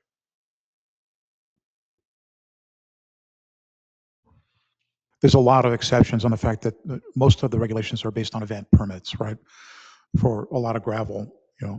applications. And in that, there are material that you can actually deploy, rollout material that allows a wheelchair. Roll out material, And that rubber pads. that's correct. And that's essentially what we will use on events basis. Mhm. Wintertime use, is this planned to being open in the wintertime? I think so. Yeah. Your snow plow and or your hand shoveling is going to become an ice mitigation. And this is, again, No what permanent lighting. It'll be, what we food trucks do. have their own lights. They may put up some canopies like umbrella canopies or maybe a tent occasionally, like in the hot summer with lights underneath, string lights, but there will be nothing permanent. Everything could be removed within a day. Mhm. Well, again, looking at this through my lens of events, right? Sporting events, entertainment events. If it's a permitted outdoor use in the dark hour, there is a suitable amount of safety illumination required on behalf of the event producer to provide even this staff themselves safety around the site. So I'm going to just remind staff that this should be compliant to all the same regulations as if it's a 3-day event, 4-day event. That's Right, all. thank you. And year-round event, not just summertime, right? Right, yeah. Okay, that's what I'm suggesting, Mike. Okay, any other questions at this point?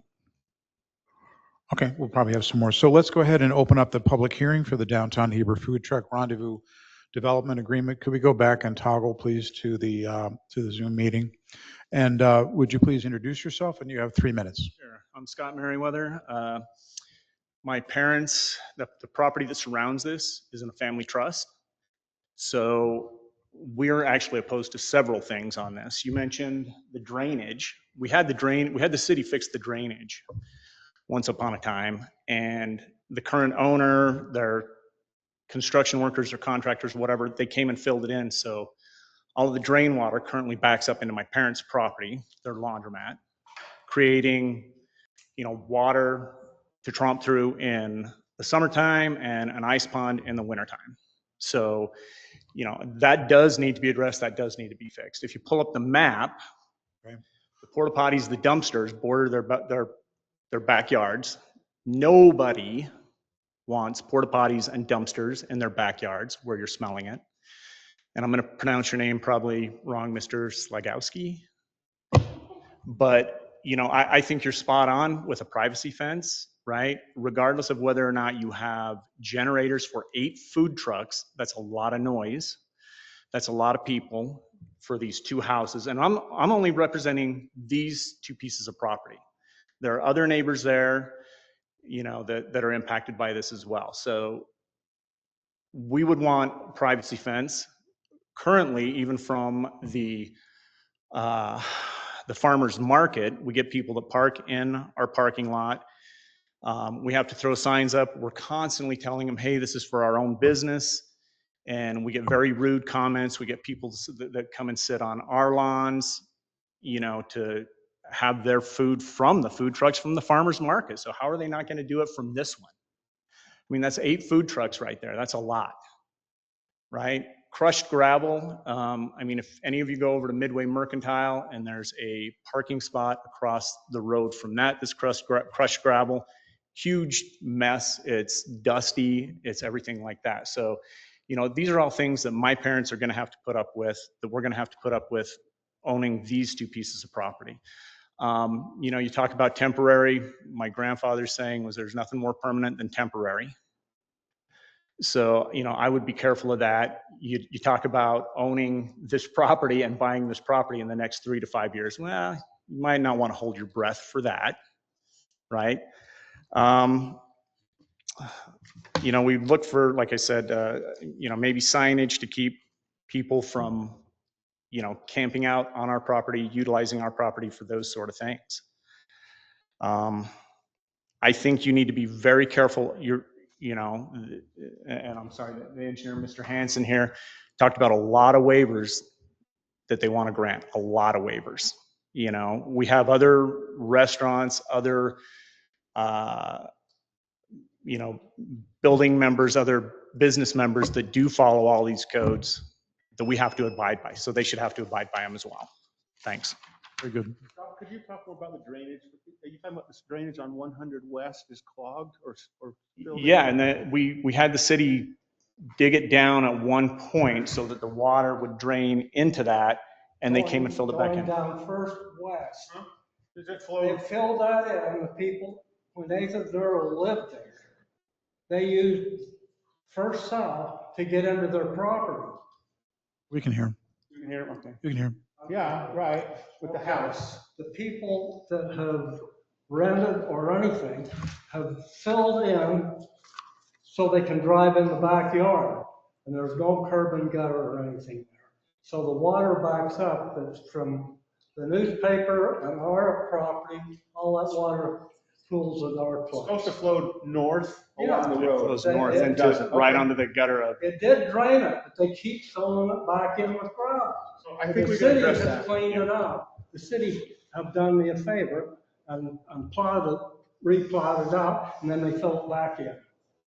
Yeah, there's a culvert on the corner. Yeah, right on Midway Lane and. So the and water First. needs to get there. In fact, Yes. they've been parking their vehicles in that, so you can't see that stop sign. If I stop at any other stop sign around the valley, somebody's after them because they're blocking the stop sign.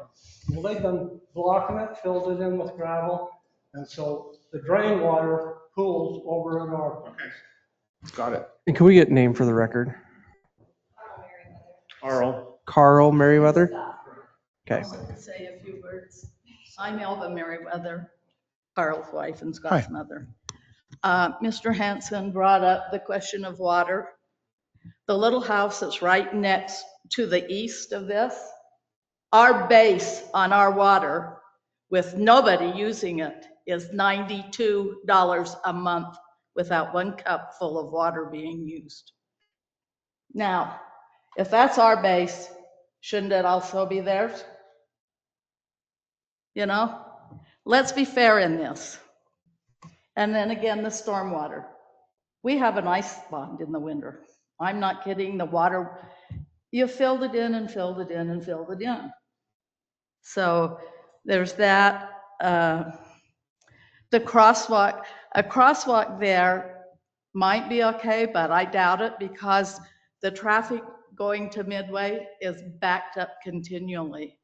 I mean, really backed up. It's better since the light went in on Third West, but it's not good. And we hear car wrecks at least once a week Well, from I that run a business intersection. across the street, So, I'm very aware of and I don't see, how do you get ADA access into a porta potty? But I grew up with outhouses. I don't want to go back there, and I certainly don't want them in my backyard. Also, there's the problem of a privacy fence around that. We would ask about that because our backyard is right next to it. Can we see it on Google Maps? Yeah. Yes. Thank you. Now, the boundary is not quite right against that one little garage building there because Earl Montgomery had that and it was a few inches this side, which I will say, yes, is on their property, but it has been that way for 100 years and that's the way we bought it. That's the way we bought it from Harry McMillan. Can I get some clarification on that? Which So- boundary are you talking about? Which shop or which building? It's at 69 West, 100, it's to the east of where That they was- would be. That white building there is on your property or? That's on your property or their property? Wow. I can't, It's been that way for 100 years. Oh, Let me okay. jump back. we're looking at the wrong angle. This one's on, so everything's. And so the building itself is not really We're- on the property line. Let me step in. So It's a laundromat. And we would ask for a privacy fence. Because I don't want all those people in my backyard, It's reasonable. okay? So, It's not yeah. totally reasonable. So as far as the food trucks, we have no objection, but there are a few stipulations that we do object to. I sent an email outlining all of this to you Great. guys, so you have Super. that. Great. Thank you very much. Okay, thank you. Appreciate it. Anyone else? Please give us your name in 3 minutes.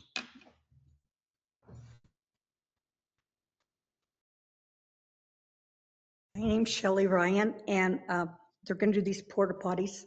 Well, it's just like the park. They all come to Chicks to pee. Don't buy a thing. They're going to do the same thing. I want to know where the 16 parking places are for it. Where is that? 100 West. So this is the property. Where? I mean, It would be here roughly is where the parking would fit in. This is a bit of an old map image, right? Because this house is not here anymore, The house is obviously. gone. The property line goes along here, laundromat is here. So the parking roughly as proposed would be in this area, and the food trucks as proposed would be roughly here 16. On the corner. on the Are corner. they just going to do them smart cars? No, they're not, they're standard 9 by 20. It's a real, What always happens with Chicks, just like the park, the Heber City had to have that. They can't find parking places, so they take the front, which they can, but then they're in our back, just like they are the Merriweathers. It's gonna be the same thing.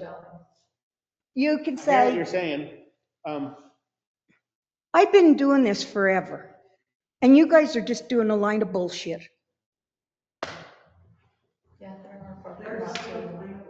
I can't tell you how many times they show me either their age or their IQ. I wasn't sure. when I ask them not to park there. Any other comments for those who haven't spoken? Hi.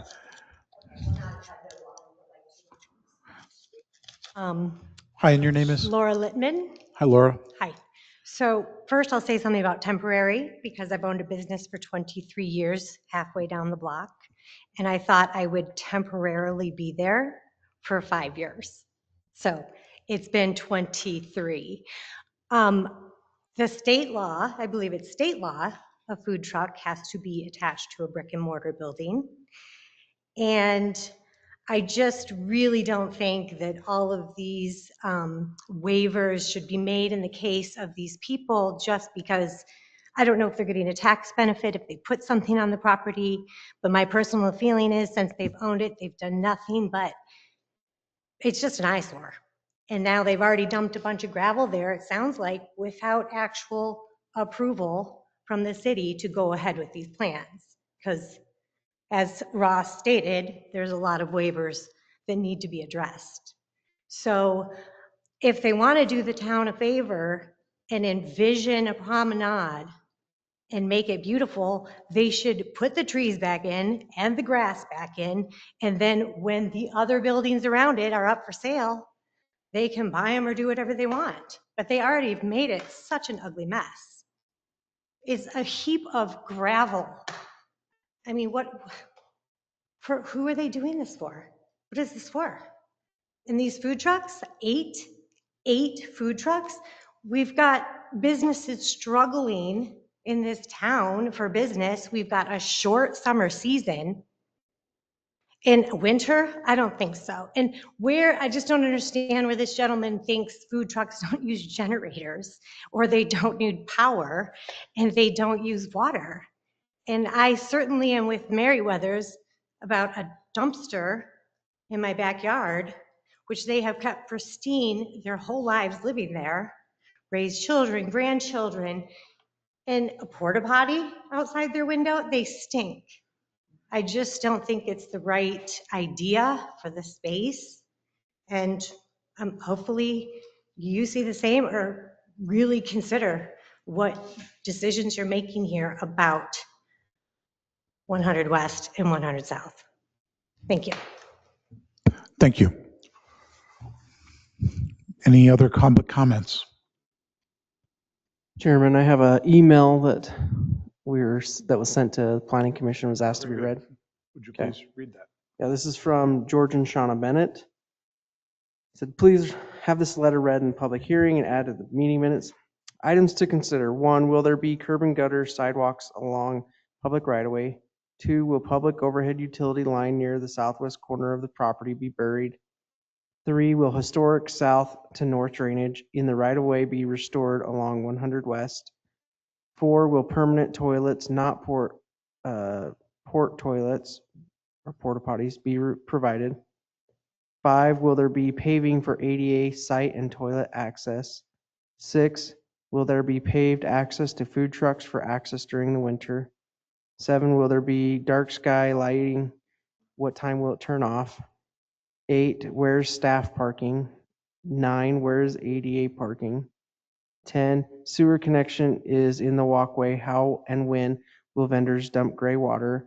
Will there be impact fees? 11, where are water connections? Will there be impact fees? 12, will there be trails and park impact fees? 13, will there be a traffic study? How will this use impact 100 West at Midway Lane? 14, will stormwater study be provided? Where will on-site water be stored? 15, how will additional parking impact local businesses? 16, will this be temporary use of this property? We would hope to see answers to these questions. Thank you for your continued service to Heber City. George and Shauna Bennett. Very good, thank you. Is there anybody online that would like to make a comment? Oh, sir, why don't you come to the podium? Let me just hold that. Come to the podium, just hold on a second. Very good, sir. Yes, would you please announce yourself? My name is John Hernandez. I live in the neighborhood and I go to the laundromat pretty often. And I came in here thinking it was a really cool idea. And then I heard some of the waivers and some of the reasoning that the developer is giving. And I think that mitigating some of the impacts to the neighbors would not be oppressive financially for this project. I think that they could put fencing, the plantings, some, I was walking around the neighborhood. I happened to get the flyer out of the box. And I was walking around and seeing that the big planter boxes on the street, on the sidewalk, the city has the flower pots and whatnot. I think if they certainly did something like that, and then doing something to mitigate the noise and the smell for the porta potties would be something that should be a caveat in approving something like this. Because, there's pluses and minuses to it, but, and certainly to improve the lot as it is now, because it's just a dumping ground as it is now. Something should be done about that. But they're going to generate revenue out of this. I mean, they're land banking, waiting for the sale, so they're waiting for that land to appreciate, and they're trying to make a profit off of it as it's appreciating. So they could certainly direct some of that profit into improving the property. And the other thing I'd like to say is, I don't know if this is the correct forum, but I got in an accident. I was hit by somebody right there across the street in front of the fire station. And I ended up fighting the insurance company. The person was driving in the shoulder, and they didn't get a ticket, and so I had to fight it. And that was back in February or March, and I just got my check last week. So I feel like there would be a lot of people stopping there on the street on one side or the other. I was going into the thrift store. I live on 300 West. And so I was turning right to go into the thrift store by the fire station, and somebody just, barreling down that road. They had California tags on the car, and I told the police officer, I said, they probably don't know that this isn't a road. I mean, that this isn't a lane. So I see those kinds of issues happening there too. So, and then the other thing is that the sidewalk from the laundromat, so it kind of ends, and there's no sidewalk connection there. So when you're talking about ADA and people going back and forth to the park and whatnot, connecting that sidewalk probably wouldn't be too burdensome either. That's all I got. Thanks. Thank you. Hi. Hi, my name's Erin Merriweather. I'm with this crew over here. I just want to say thank you, you guys, because I've been on boards and it's a lot of fun at times. And so just back to it, I understand the developer really wanting to use this property for something and trying to figure out a way to do that. And so I appreciate that effort going into that. I just think that it probably is not the greatest fit. That's such a small property when you start looking at it and trying to fit all of that in there. As a healthcare provider too, I'm just really worried about this with the porta potty. I mean, a porta potty in a place for years, I just don't know that that's really going to be a great thing. So again, thank you. Good luck.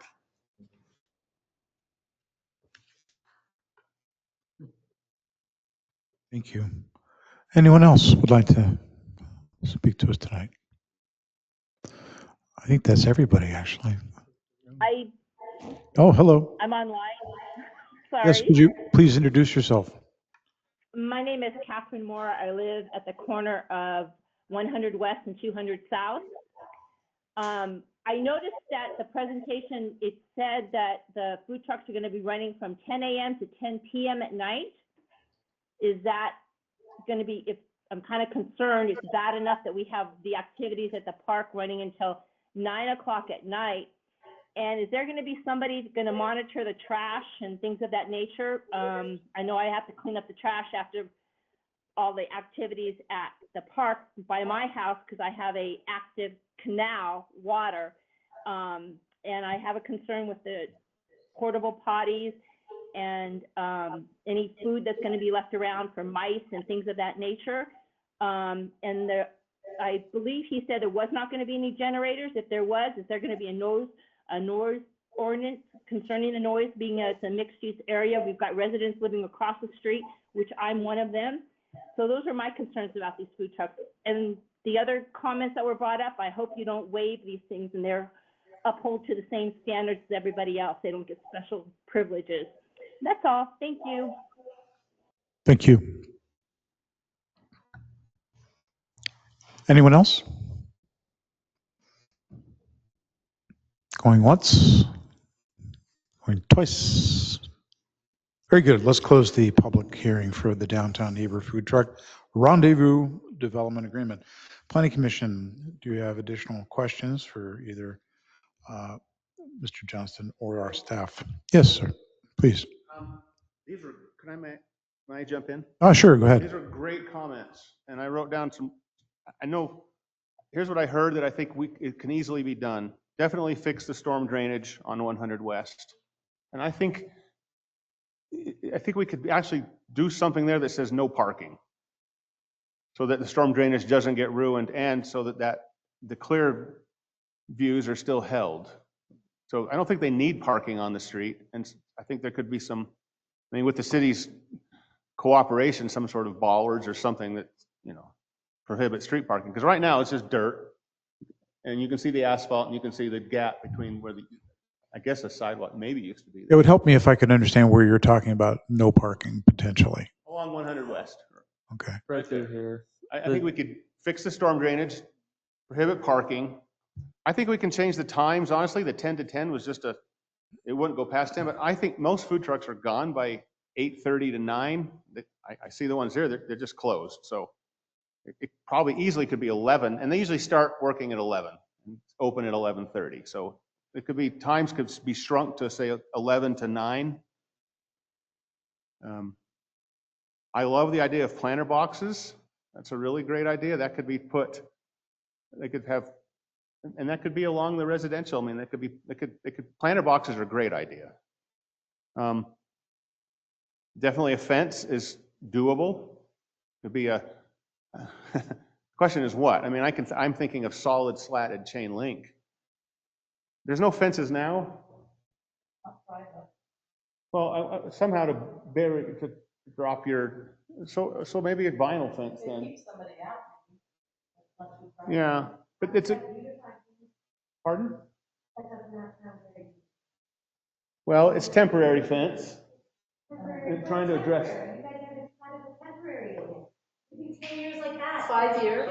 Let me emphasize again. This is only up to 5 years. It's not my definition of temporary. It would be a contract. So that's what we're offering, is sign the contract. And again, there are no generators. Nobody wants the generators. So yes, that's what's proposed.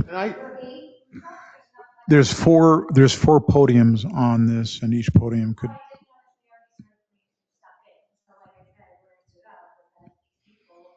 I'm only explaining what I saw in the drawings, that's all. Right, thank you. No, I get it. Yep, yep. There's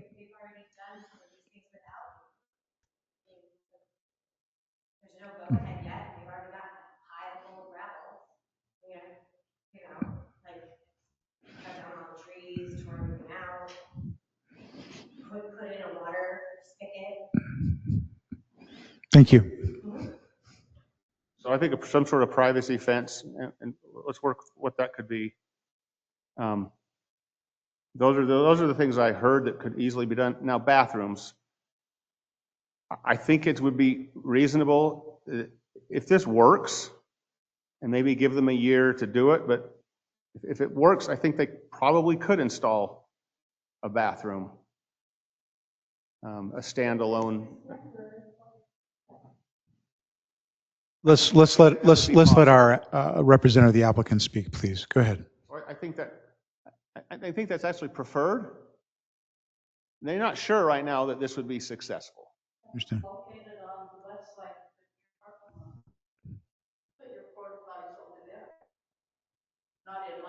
I actually was thinking of trying to, yeah, where could we move them?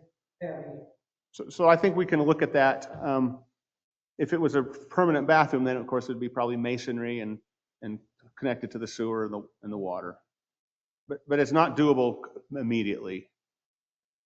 But maybe that could be negotiated. I have heard a question about the current temporary location possibly shifting, is what I just heard. So I mean, I do see the big shed, and we could use that to hide part of Let's it. go back to the site plan for a minute.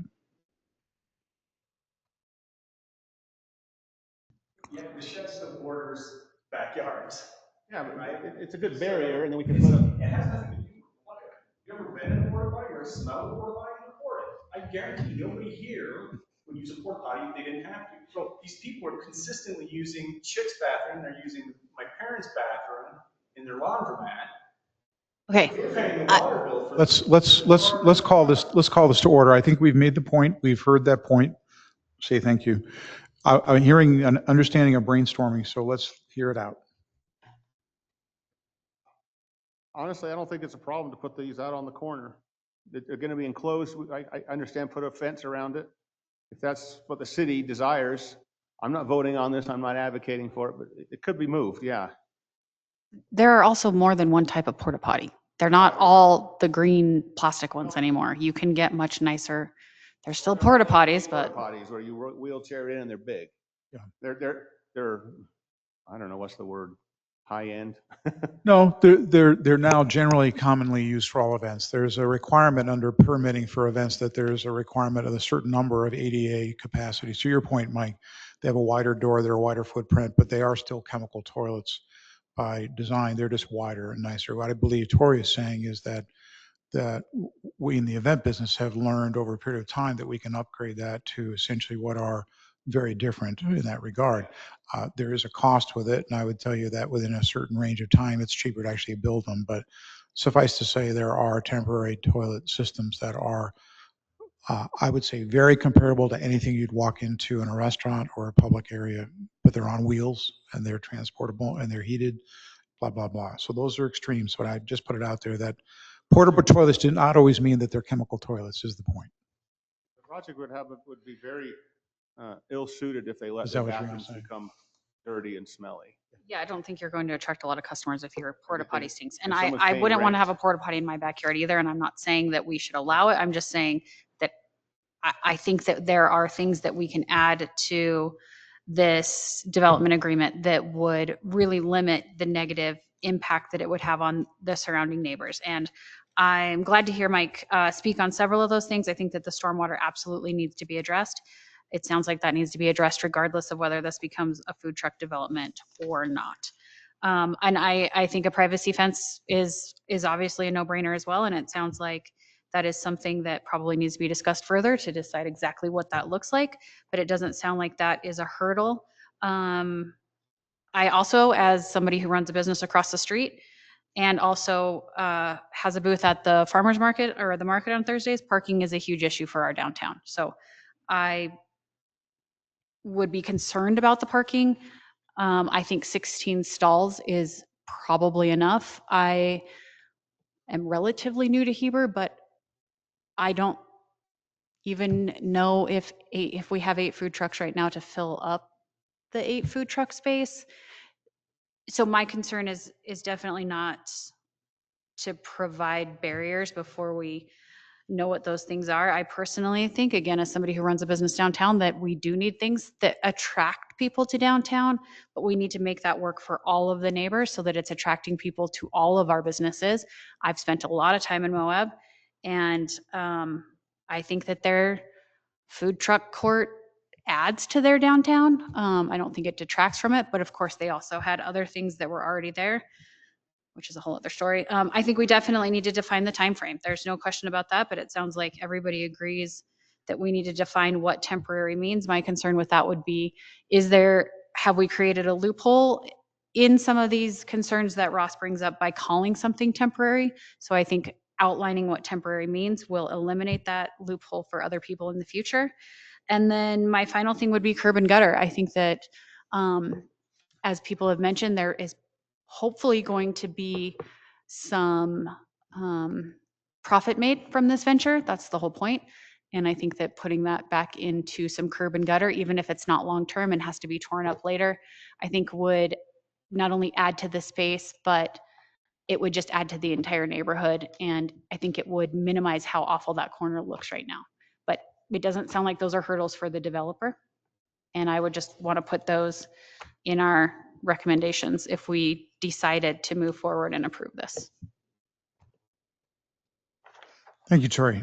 Do we have any other comments or questions from the planning commission? I'd like to second Tori's comments. Everything she said I agree with Hmm, fully. Great. And I'd second it.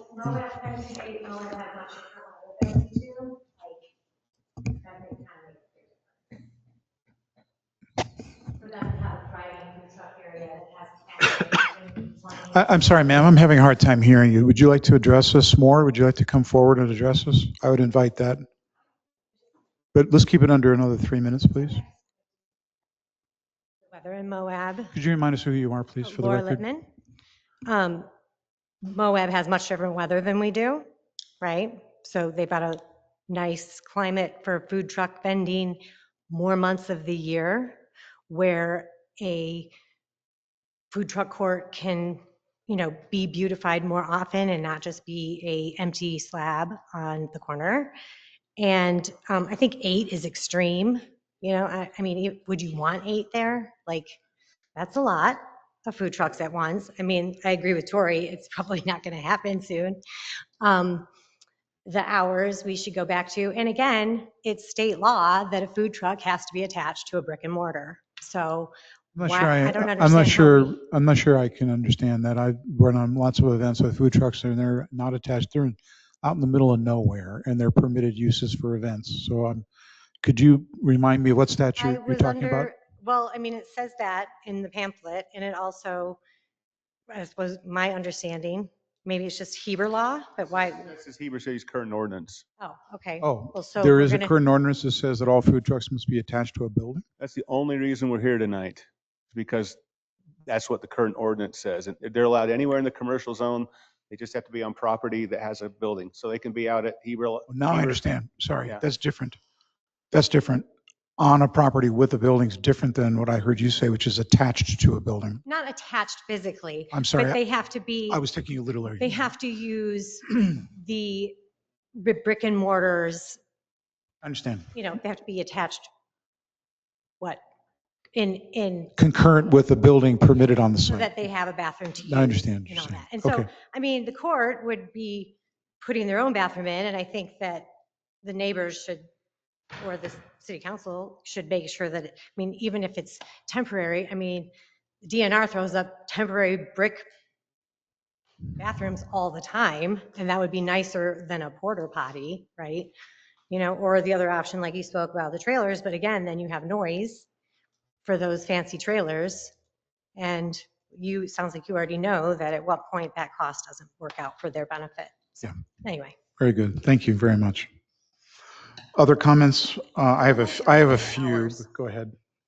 I would be hesitant to limit hours, especially in the morning, because I wouldn't want to eliminate coffee and pastry food trucks personally. I see. So let it be written. Okay. Mike, is it under consideration then that you would be open 7 days a week, or consider a requirement for it to be closed on Sundays or something like that? I'm not the applicant, so I don't know. I think if you think something's important, then address it. There's no ordinance on Main Street for commercial to be closed on Sundays. No, there's no. We have no Sunday closure ordinance. very Though I good. don't see food trucks out on Sunday. Yeah. Maybe that's because people aren't working, and It's usually a staffing issue. Yeah. yeah. Be just their choice. It's a staffing issue from my experience. Yeah. Okay. I have one more suggestion. Certainly. That I hear from you, and it's reasonable. This could be a two-step agreement, meaning reassess it at year 2. Mm-hmm. Not just give 5 blanket years, but it could be a reassessment at year 2 to see what is the water usage, as Engineer Hansen said. What are there issues that have crept up that we didn't anticipate? And so, come back and say, hey, it's a 2-year contract with an ability to be extended again to 5 years, 4 years, or 5 years. Or Sure. Okay. Other comments? I agree with everything Tori said. Okay. So should I presume, Tori, you're going to make a motion? And if such, I'd like to make a couple of recommendations. Can I make a comment first? Or you don't have to. Yes. I just, as the chair, would prefer not to make the motion. I wasn't sure if we were ready to vote on it tonight. I think the idea of food courts is a good I thing. believe this is a national. I have a little bit of unease at this point in recommending that this go forward. Mike, I think you've made some great concessions, and I think maybe that'll make a go of it. But until we hear that the applicant is actually willing to make a lot of these concessions that these adjoining neighbors want, I'm a little bit uncomfortable moving this thing forward because I think it has an adverse effect on the neighboring properties. If the applicant is willing to make a lot of the concessions that you've talked about, I think that would greatly affect my opinion. So, Robert, thank you. I know this pretty well with Matt, and he's willing. These are concessions that I know he would accept. And if you put them in your motion, if he doesn't accept them and the council wants to hold them, then he won't do the project. I mean, it's going to be up to him. If you talk about a fence and he says, no way, I can't do a fence, then that's a deal killer, right? If you put these, you should put these in, but I feel confident. I wouldn't be offering them if I didn't think he would accept them. Yeah. The biggest thing I know is just the upfront infrastructure cost. We have talked about permanent bathrooms, but it's only if this is successful. This may not go for more than a year and it doesn't work. And then it's just, okay, we tried. And it won't go any longer. Yeah. If it does go well and people come and there's 6, 7, 8 trucks and they're happy, then it will continue. And then they might invest in a bathroom building, knowing it'll come down. But you can put things in that are, again, semi-permanent, can be moved. You can truck them in, truck them out. It's like a mobile home or something, right? I mean, it doesn't have to have footings, and it could be So I think he would accept these. Everything I've offered are reasonable things. Tori, one thing that he may not be able to fund is if you're talking curb and gutter and asphalt, that may be the deal killer. It's okay to put it in though. Let him have the discussion with the city council and hash that out. If it's important to you and you all feel that way, then put it in your recommendation. Yeah. And it goes on as a recommendation and can be hashed out. So there's a couple of things that are present in this that I find interesting. One is that's the first time that we've been asked to actually have an opinion about the definition of a word temporary in terms of this land use, right? Regardless of where it is, if it were, and also its application, its uses. I'm just going to pull back and look at this from the 20,000 foot level, okay? So, but something that is going to be here for some period of 3 to 5 years really begs the question of, is it really temporary, right? And I think that that's, I think, been expressed tonight. I think in general, we could say that would then cause, therefore, this understanding that while being looked at as essentially temporary, it would need to be, I think, compliant, or we'd want to see and judge the performance of it and the impact to the entire community in a basis that's not 5 years, but rather pulling it back to say a reasonable time. In most events, we don't see events that are temporary events beyond, as I understand it, 6 months. And I think that's why the logic behind the current ordinances say, if you're more than 6 months, you're not a temporary event. Okay. So I think that there's, I understand though, however, in this case that, the application is for us to consider something other than 6 months of a temporary use. However, I would go back to the definition of temporary in this logic and value to all of us in decision making here to regret the fact that we define temporary as 3 to 5 years. Therefore, I would say in our recommendation, I would recommend us to consider just what you said, that there would be some triggers or phases that would allow there to be an understanding of how it would be dispositioned and the impact to the whole community within a period that would be much shorter, that then would need to pass criteria and performance and be able to maintain all the requirements that be therefore thought through, i.e. a maintenance schedule to said temporary restrooms to be complied, cleaning of that site being complied, lighting being complied, the ordinance related to uses and time being complied, the fact that the generators are not being allowed to be turned on and the keys taken from the engines, whatever, allowed, permitted. So there needs to be some, unfortunately, some requirement back on the city to enforce what is essentially going to be what would be normally not a problem, because in 6 months, it's gone. That's not the case here. Therefore, if we're defining that, so be it. And I think that's a great thing for us to consider. I applaud the fact that this unused site, which I'd go past at least 2 to 3 times a day, would tell you that I applaud a lot of the same recommendations here. And I think the biggest one in front of us here that has not really been addressed is the fact that that intersection getting across, going from either from the south to the north or from the north to the south, is dangerous. And I'm looking constantly as to what's coming left and right and left and right. And are they taking a left turn or not taking a left turn? And I now imagine there being at least 3 to 5 vehicles that are throwing their four-way flashers on to go in and pick up an order that they put in on their phone, right? Either way. So I'm very concerned. I love the idea of a crosswalk that actually might be able to be employed in downtown Salt Lake City when we don't see the opportunity for a stoplight. We put a halt system in. Person presses a button, yellow, yellow, red, red must stop, and therefore, and then a person goes across. But now we have a four-way intersection here, right? We have direction of traffic in both lanes. So now we're only 1 block or 1.5 blocks off of Main Street where there's a stoplight. So I think a traffic study, which I think the staff has essentially said would really be prudent, makes a ton of sense. I'm not sure it's going to say do anything other than don't do this, but I'd love to see how it might be able to be possible on the benefit of that. And I think what I'm hearing is that maybe crosswalks might be the only thing that would make some sense. But again, I'm very concerned because I go through it all the time. I'm equally dismayed at the condition of that lot. Every time I go by it, I thought they were preserving it with the way they were taking it apart.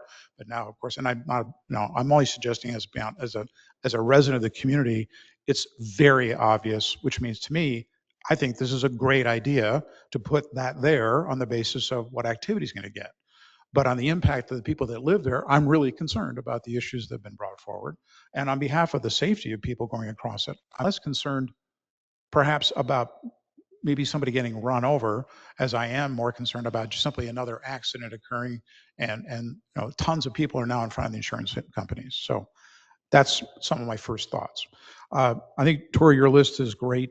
I tend to think that this idea of a porta potty or porta toilet should be limited to this first year of usage. If in fact we go beyond the first year of usage, therefore it would be a requirement for the porta potties to be removed if it's to continue, and there would be some installed, requirements from any time after that, let's say 1 year. After 1 year, there should be a true evaluation if you have a success or not. I would, as I've cautioned before, there are ways in which landowners or events in my business make money off of food trucks by having a very simple commission. If the food truck's not making money, they go away. I don't have to worry because I'm not making money. If they're sitting making a ton of money, there's a reason for me to have them there and not charge them rent. So that's part of the business as I understand it. The other issues related to dark sky lighting, a very important issue. As an event operator, I'm very concerned about people tripping and falling because that's what happens, and they always happen after dark, and then that happens at 4 o'clock after some time in October, November. If this is logically going to happen, I think we have a lot of wintertime usage. That's an opportunity.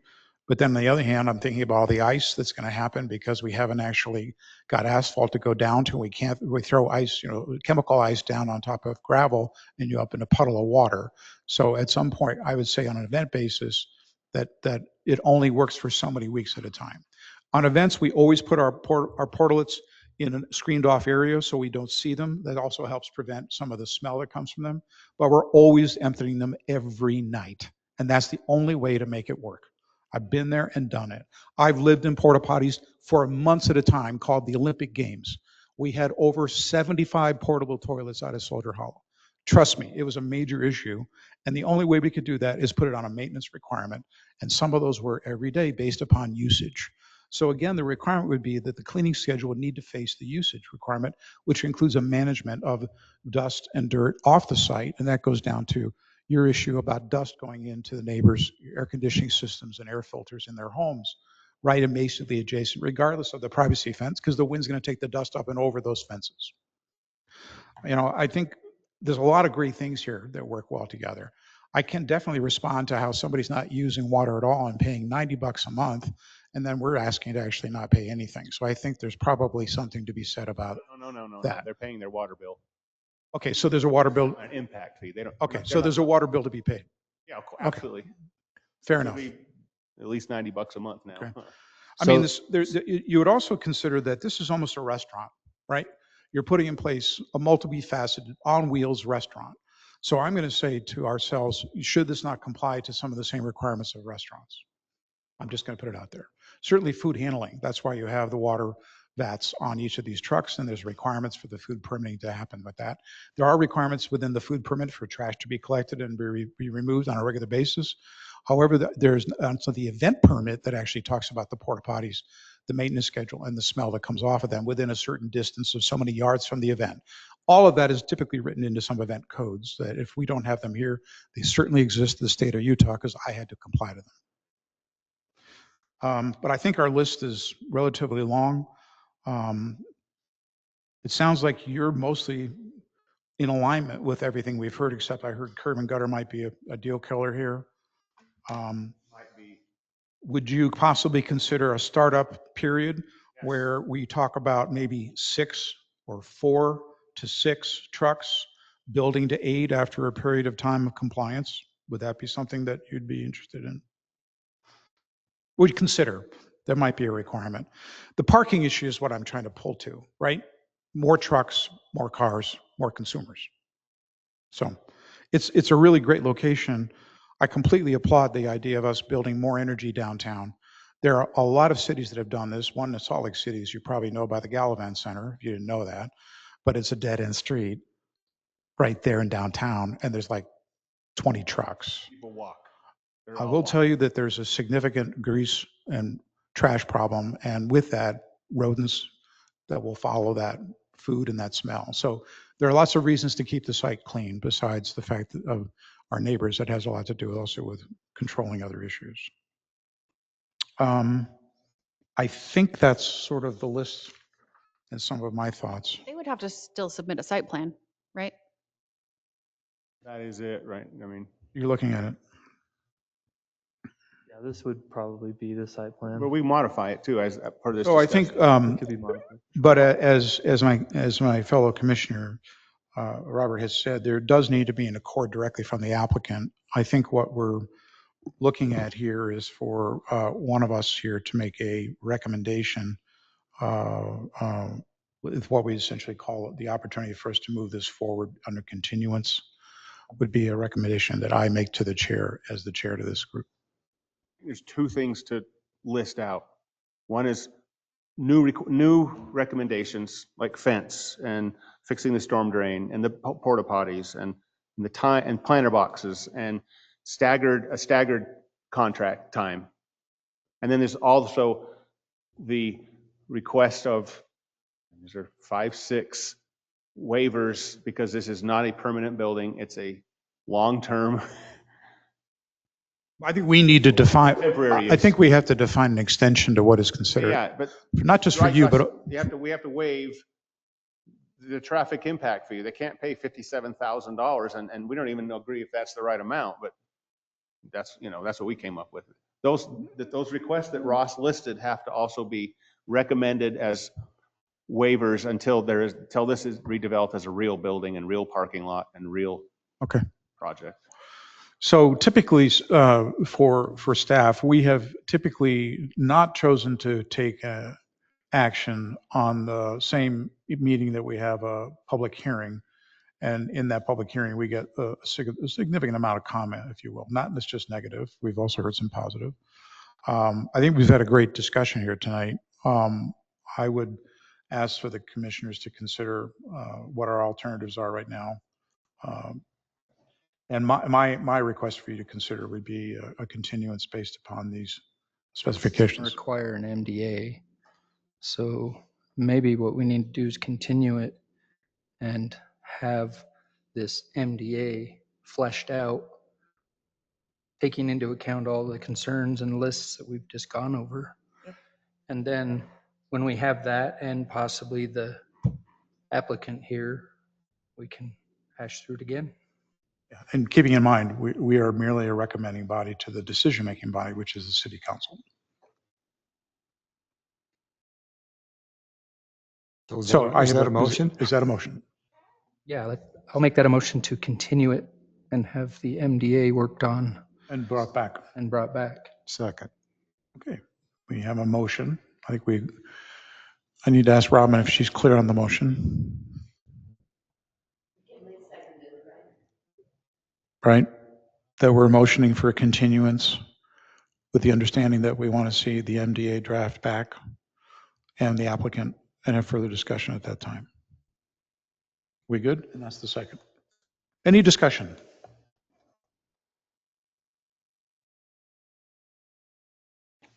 Therefore, those in favor of the motion, please recognize by saying aye. Aye. Aye. There was a second right here. Aye. Aye. Thank you very Anybody much. in nays? Nay. Okay, so the answer is all for. Comprehensive discussion with the audience, of the members, and I've heard that, and we'll bring things back to Matt, and we'll try and be back in 3 weeks. Get an Very extra good. one, right? Thank you. Thank very you, much. Mr. Johnson. Thank you all for joining us this evening. We appreciate everything you say and do. With that, let's move on with our agenda.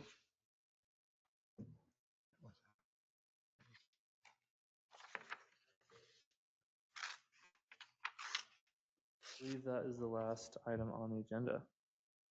You don't have any. Sorry, go ahead. Any administrative items or anything? Yeah, I think we have just the council meeting minutes, right? What's that? Do we have something else to talk about? I know that if Michelle here, she reminded us to sign up for the APA in this fall, right? Yeah, let us know if you want her to sign you up. Right. Thank you, one and all. If you want to stay for us, you're welcome to. We appreciate you coming. Excuse me. Oh, fabulous. Oh, thank you.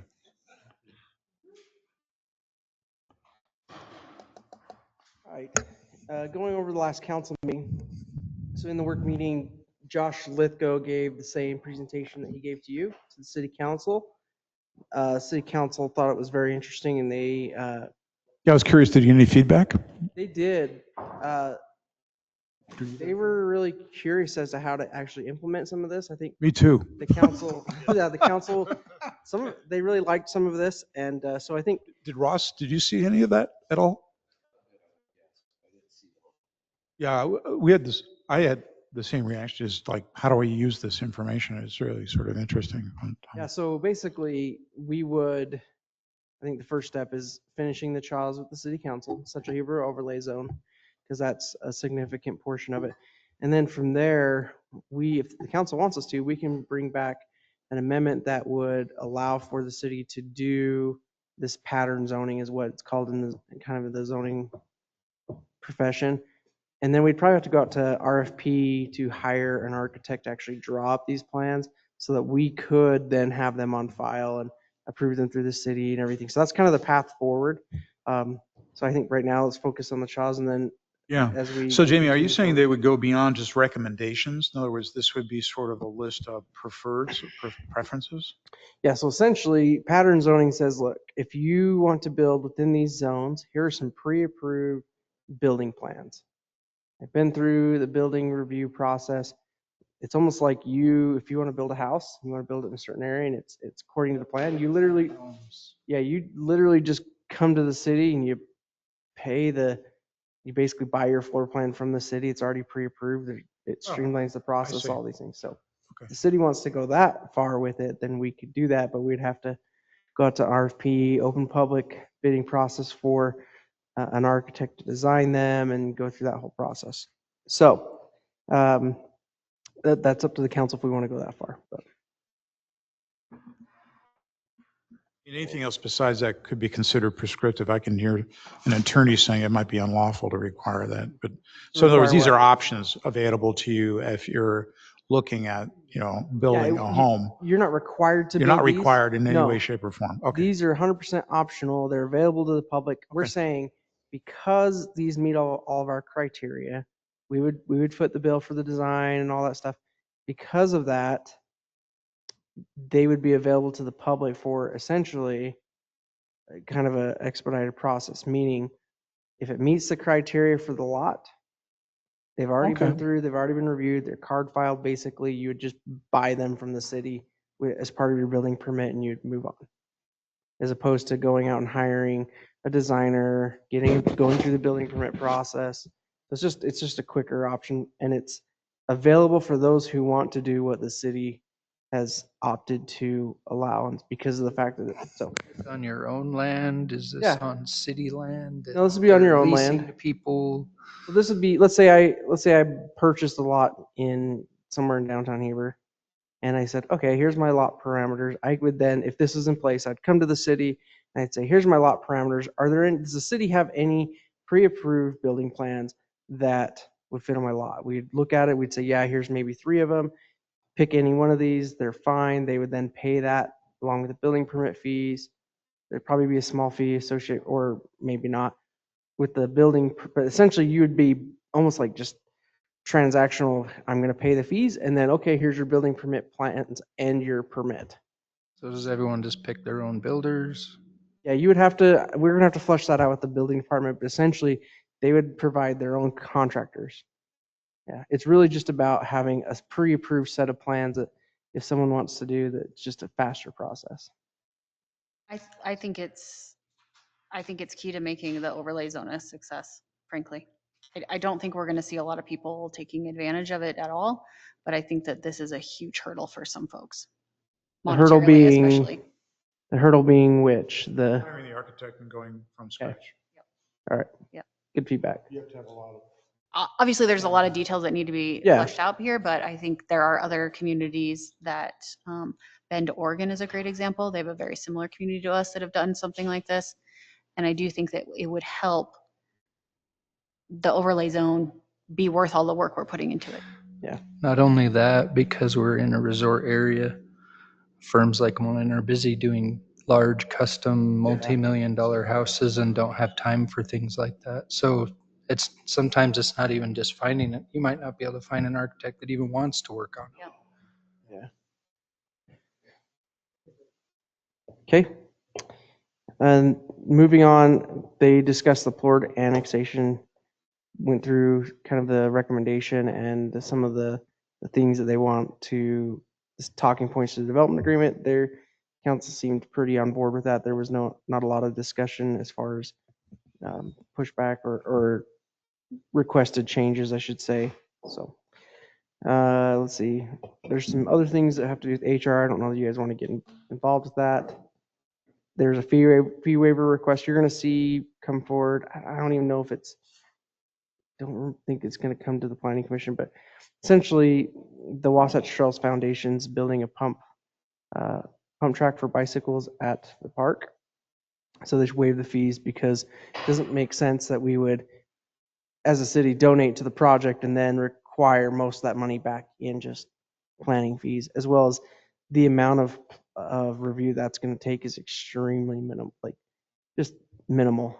So they discussed wayfinding signs and gave our PIO a kind of a thumbs up on the initial design, and then we're going to move forward with that. They talked about some flooding updates.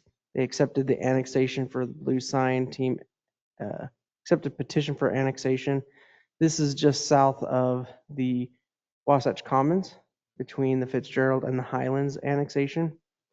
So they've accepted that for further study. As soon as that goes through the certification process and the time period where the protest period, then that'll come to you for consideration.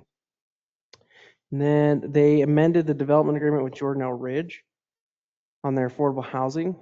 Ultimately, what they did is there's a certain number of units that Jordan L. Ridge is required to build. They amended that to allow Jordan L. Ridge to monetize a portion of those units to essentially pay a fee in lieu instead. And then the city can leverage those funds for different things, such as if the city wants to do a project. I know a portion of that was used for purchase of some land downtown, in which we hope to, when we see redevelopment and we sell the property, we would hope to see more of that go back into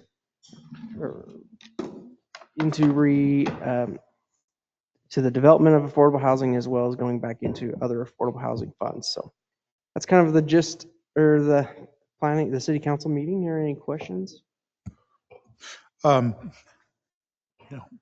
So I had asked Tony about where we were with getting forward on CHAZ, and my understanding, John had, for Tori and I, sort of, since we're taking the lead, shared an updated document that's going to be, first of all, going to the fire department and then going through further review and by staff, and then I think it's headed to the city council sometime.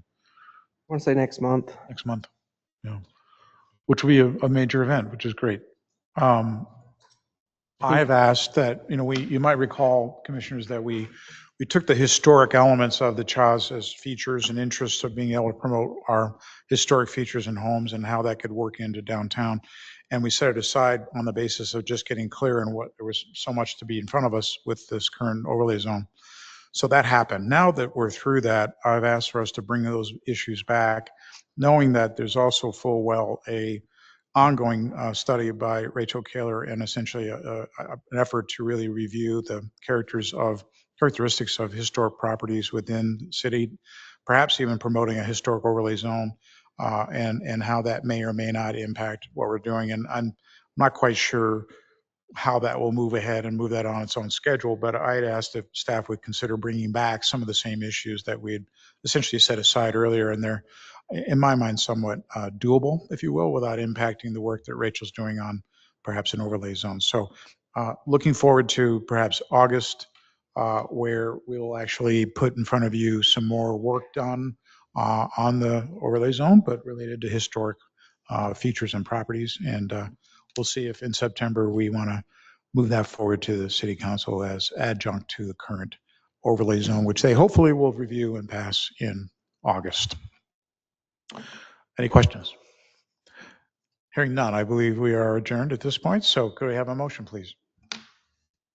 Move we adjourn. Very good. Do I have a second? Second. All approved. Thank you all very much. Great evening.